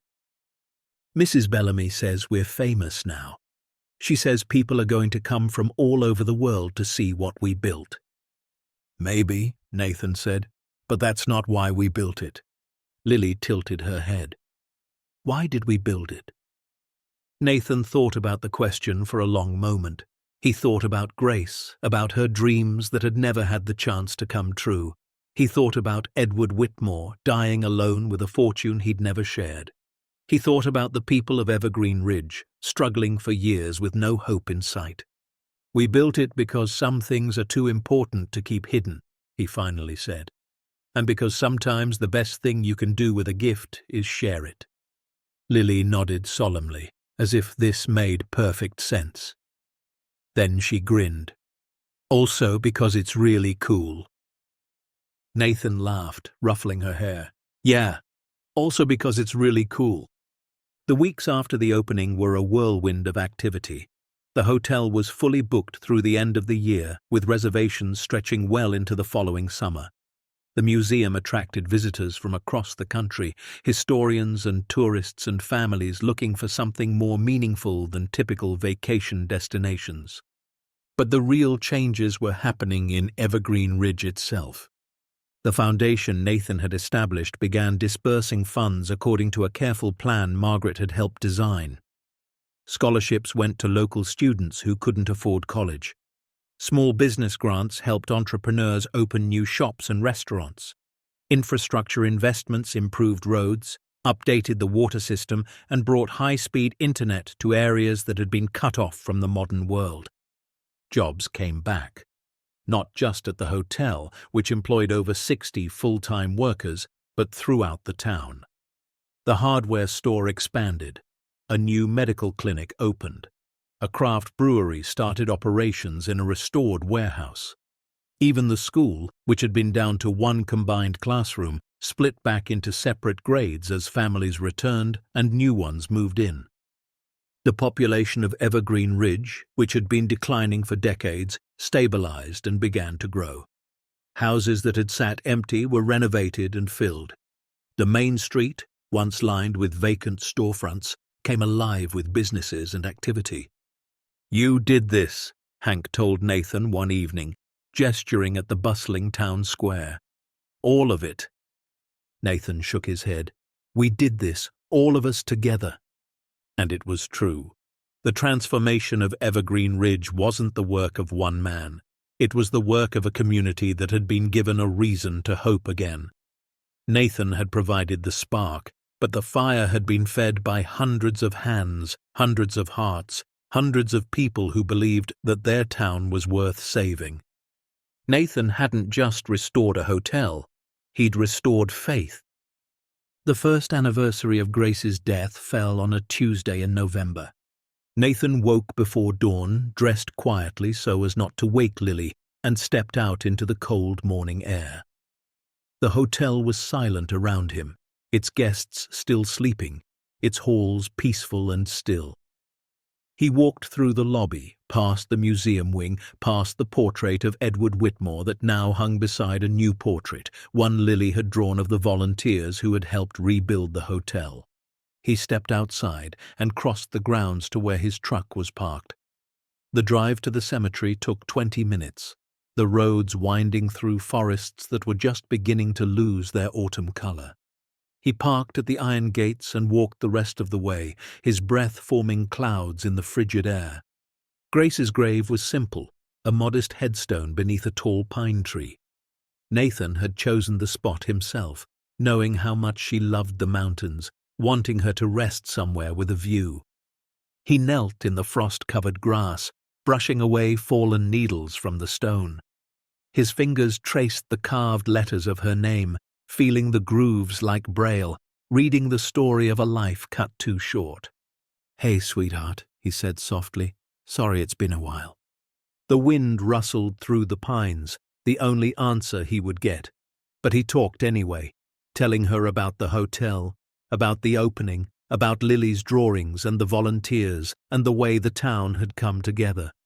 He told her about the legal battles and the victories, about the foundation and the scholarships and the families that were staying instead of leaving. And then he told her about the letter. There was this man, he said, Edward Whitmore. He built the hotel.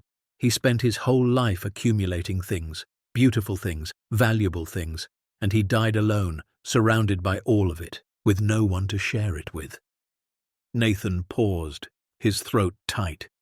He wrote a letter asking whoever found his fortune to do better, to build something that brought people together instead of keeping them apart. He wiped his eyes with the back of his hand. "I keep thinking about what you would have said. You always wanted to build something like that, a place where people could gather, a home for everyone." He looked up at the gray sky, at the clouds drifting over the mountains. "I think we did it, sweetheart. I think we built what you dreamed of. Not exactly the way you imagined, maybe, but close. Close enough." He stayed there for a long time, talking and remembering, until the cold finally drove him back to the truck. As he walked away, he paused and looked back at the headstone. "I love you," he said. "I'll always love you, and I'll spend the rest of my life trying to make you proud." The wind picked up, swirling around him like an embrace, and for just a moment Nathan could have sworn he felt her there, standing beside him, her hand in his, her smile warming him from within. Then the moment passed, and he was alone again, but not really alone, never really alone. He drove back to the hotel as the sun was rising, painting the snow-capped peaks in shades of pink and gold. When he arrived, Lily was waiting on the front steps, still in her pajamas, a blanket wrapped around her shoulders. "I knew where you went," she said as he climbed out of the truck. "Can we go together next time?" Nathan knelt and pulled her into a hug. "Yes, sweetheart, we can go together." "I want to tell Mom about my drawings, about the hotel, about everything." "She knows," Nathan said softly. "She knows."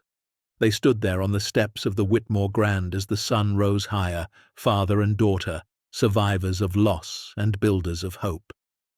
Behind them, the hotel began to wake up, guests stirring, staff arriving, another day beginning.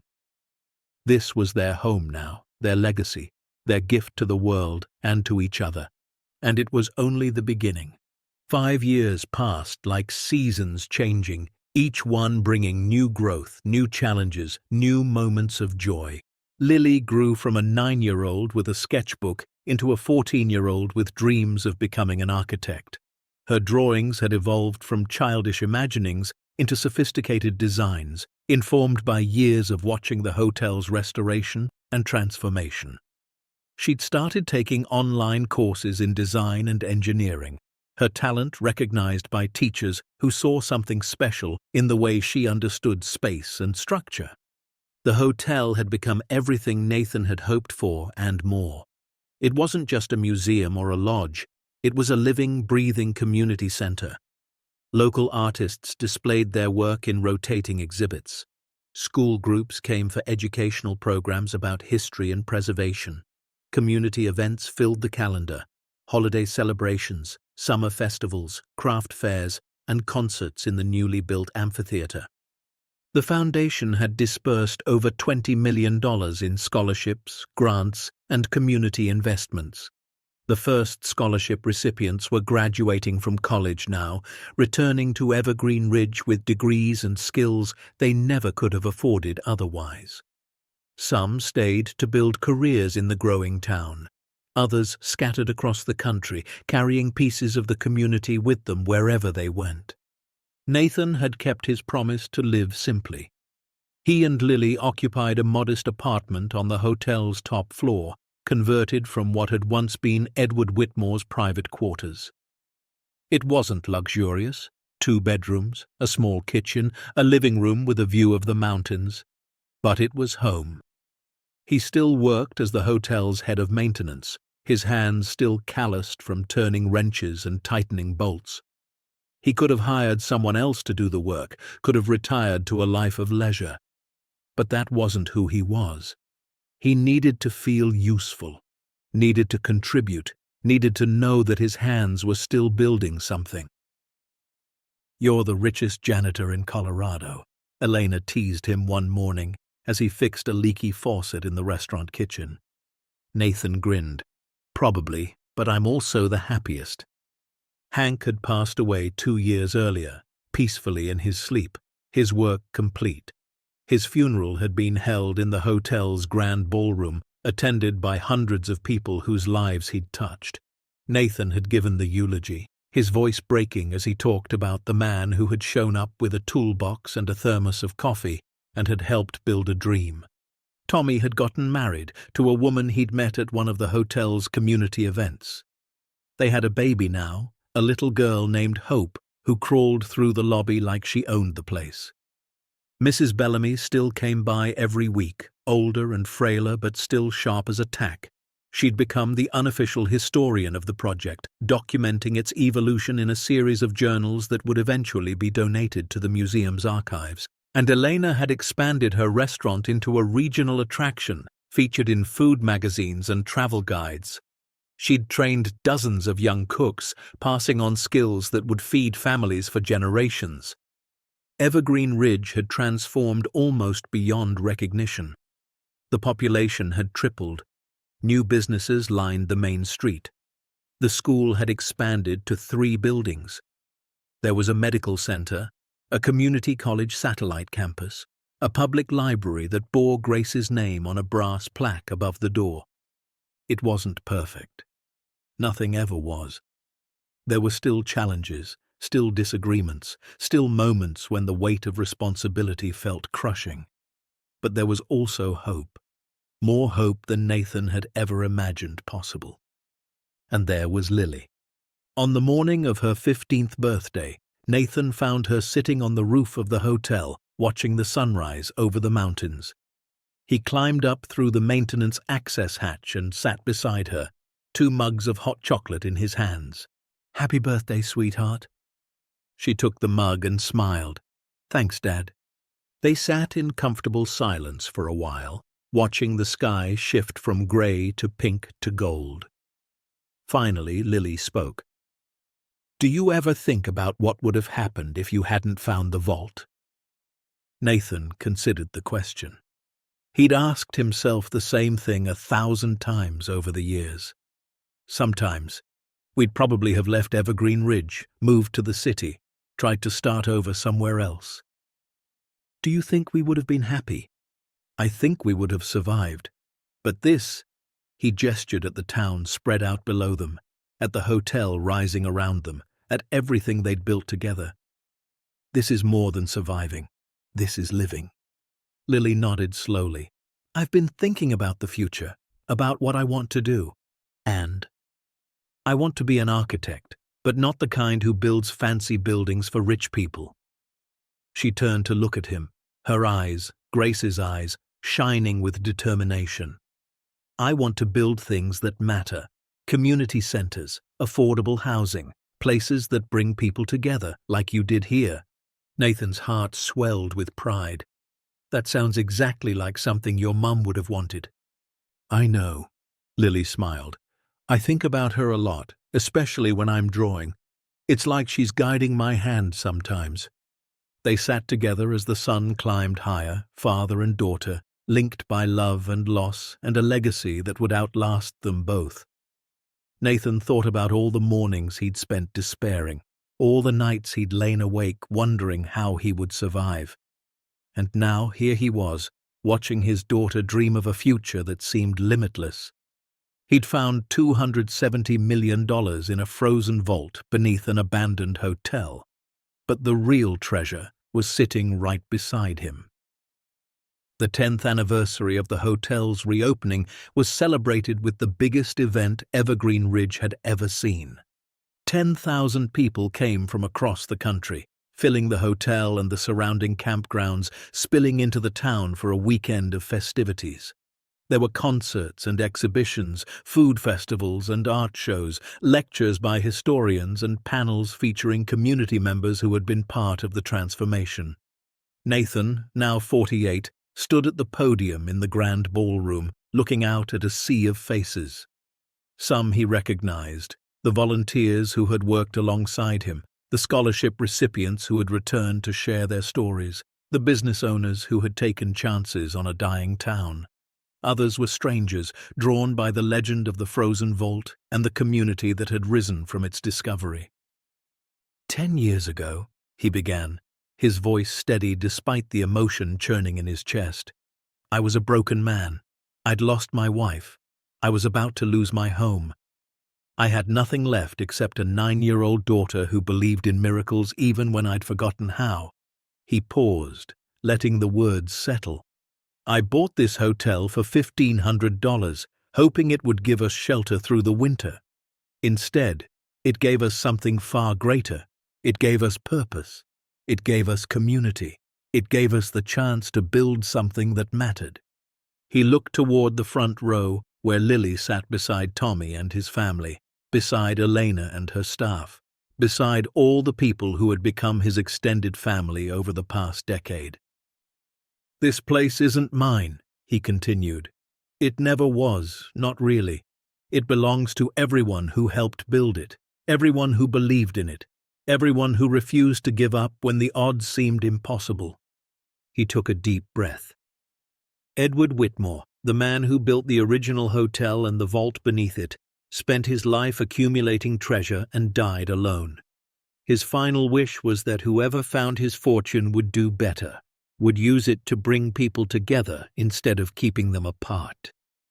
Nathan looked around the ballroom at the restored chandeliers, the polished floors, the walls lined with art and history. I hope wherever he is, he can see what we've done. I hope he knows his legacy wasn't wasted. I hope he understands that the treasure was never really the gold or the paintings or the jewels.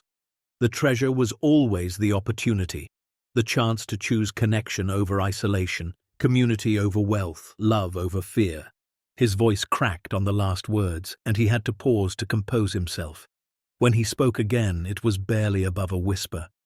My wife Grace used to dream of a place like this, a gathering place, a home for everyone. She never got to see it, but I like to think she knows. I like to think she's proud of what we built in her memory. He raised his glass, his hand trembling slightly. To Grace, to Edward Whitmore, to everyone who helped make this dream real, and to the next 10 years, and the 10 after that, and all the years to come. May we never forget what we found here, and may we always remember what truly matters. The room rose as one, glasses lifted, voices joined in a chorus of celebration and gratitude. Nathan stepped down from the podium into a wave of embraces and handshakes, overwhelmed by the love that surrounded him. Later that night, long after the festivities had ended and the guests had retired, Nathan walked through the quiet hotel alone. His footsteps echoed on the marble floors as he made his way through the lobby, past the museum wing, past the portrait of Edward Whitmore that now hung beside portraits of Grace, of Hank, of all the people who had helped build this place. He stopped before a small display case near the main entrance. Inside, mounted on velvet, was the original brass key that had opened the frozen vault 10 years ago. Beneath it, a small plaque read, "The key that changed everything." Nathan pressed his palm against the glass, remembering the weight of that key in his hand. the fear and hope that had warred in his chest as he descended into the unknown. He'd been so afraid, so desperate, so certain that his life was over, and instead, it had just begun. "Dad?" He turned to find Lily standing in the doorway, still in her dress from the celebration, her eyes soft with understanding. "Couldn't sleep?" he asked. She shook her head. "I wanted to find you." She crossed the lobby and stood beside him, looking at the key behind the glass. "Are you okay?" Nathan smiled. "More than okay, just remembering." "Mom?" "Her. Edward Whitmore. All of it." He put his arm around his daughter's shoulders. "Do you know what I've learned in the last 10 years? "What?" "That the value of something isn't in what it costs, it's in what you do with it." He looked down at her, this beautiful young woman who had grown up in the shadow of loss and emerged into the light of possibility. "I found a fortune in that vault, but the real wealth was always right here, standing beside me." Lily leaned into him, her head resting against his shoulder. "I love you, Dad." "I love you too, sweetheart, more than all the gold in the world." They stood together in the quiet lobby, father and daughter, guardians of a legacy that had grown far beyond what either of them had imagined. Outside the windows, snow was falling gently, covering the mountains in a blanket of white, peaceful and pure. The hotel hummed around them, full of sleeping guests, full of history, full of hope. And in the frozen vault below, now a museum exhibit visited by thousands each year, the empty spaces where gold and paintings had once sat were filled with something more valuable, the stories of all the lives that had been changed by what was found there. Anyone can stumble upon fortune, but it takes a rare soul to turn loss into legacy and pain into purpose. Nathan didn't just survive the cold. He brought warmth back to an entire town, and in doing so, he proved that the greatest treasures aren't the ones we find buried in darkness. They're the ones we choose to share in the light. As the snow fell and the night deepened, Nathan looked at his daughter, at the hotel, at everything they had built together.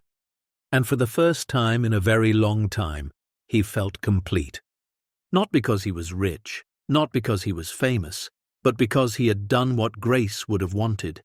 He had built something that mattered. He had created a home for wayward souls, and he had raised a daughter who would carry that legacy forward into a future neither of them could predict, but both of them could shape.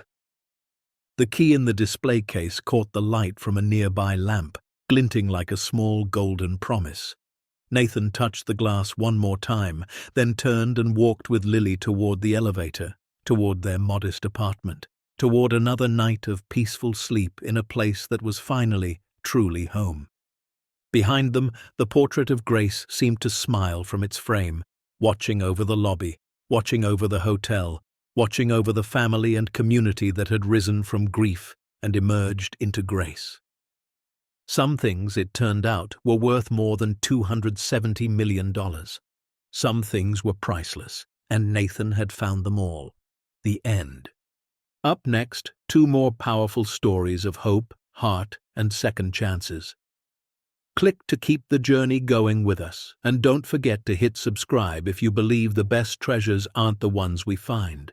They're the ones we share.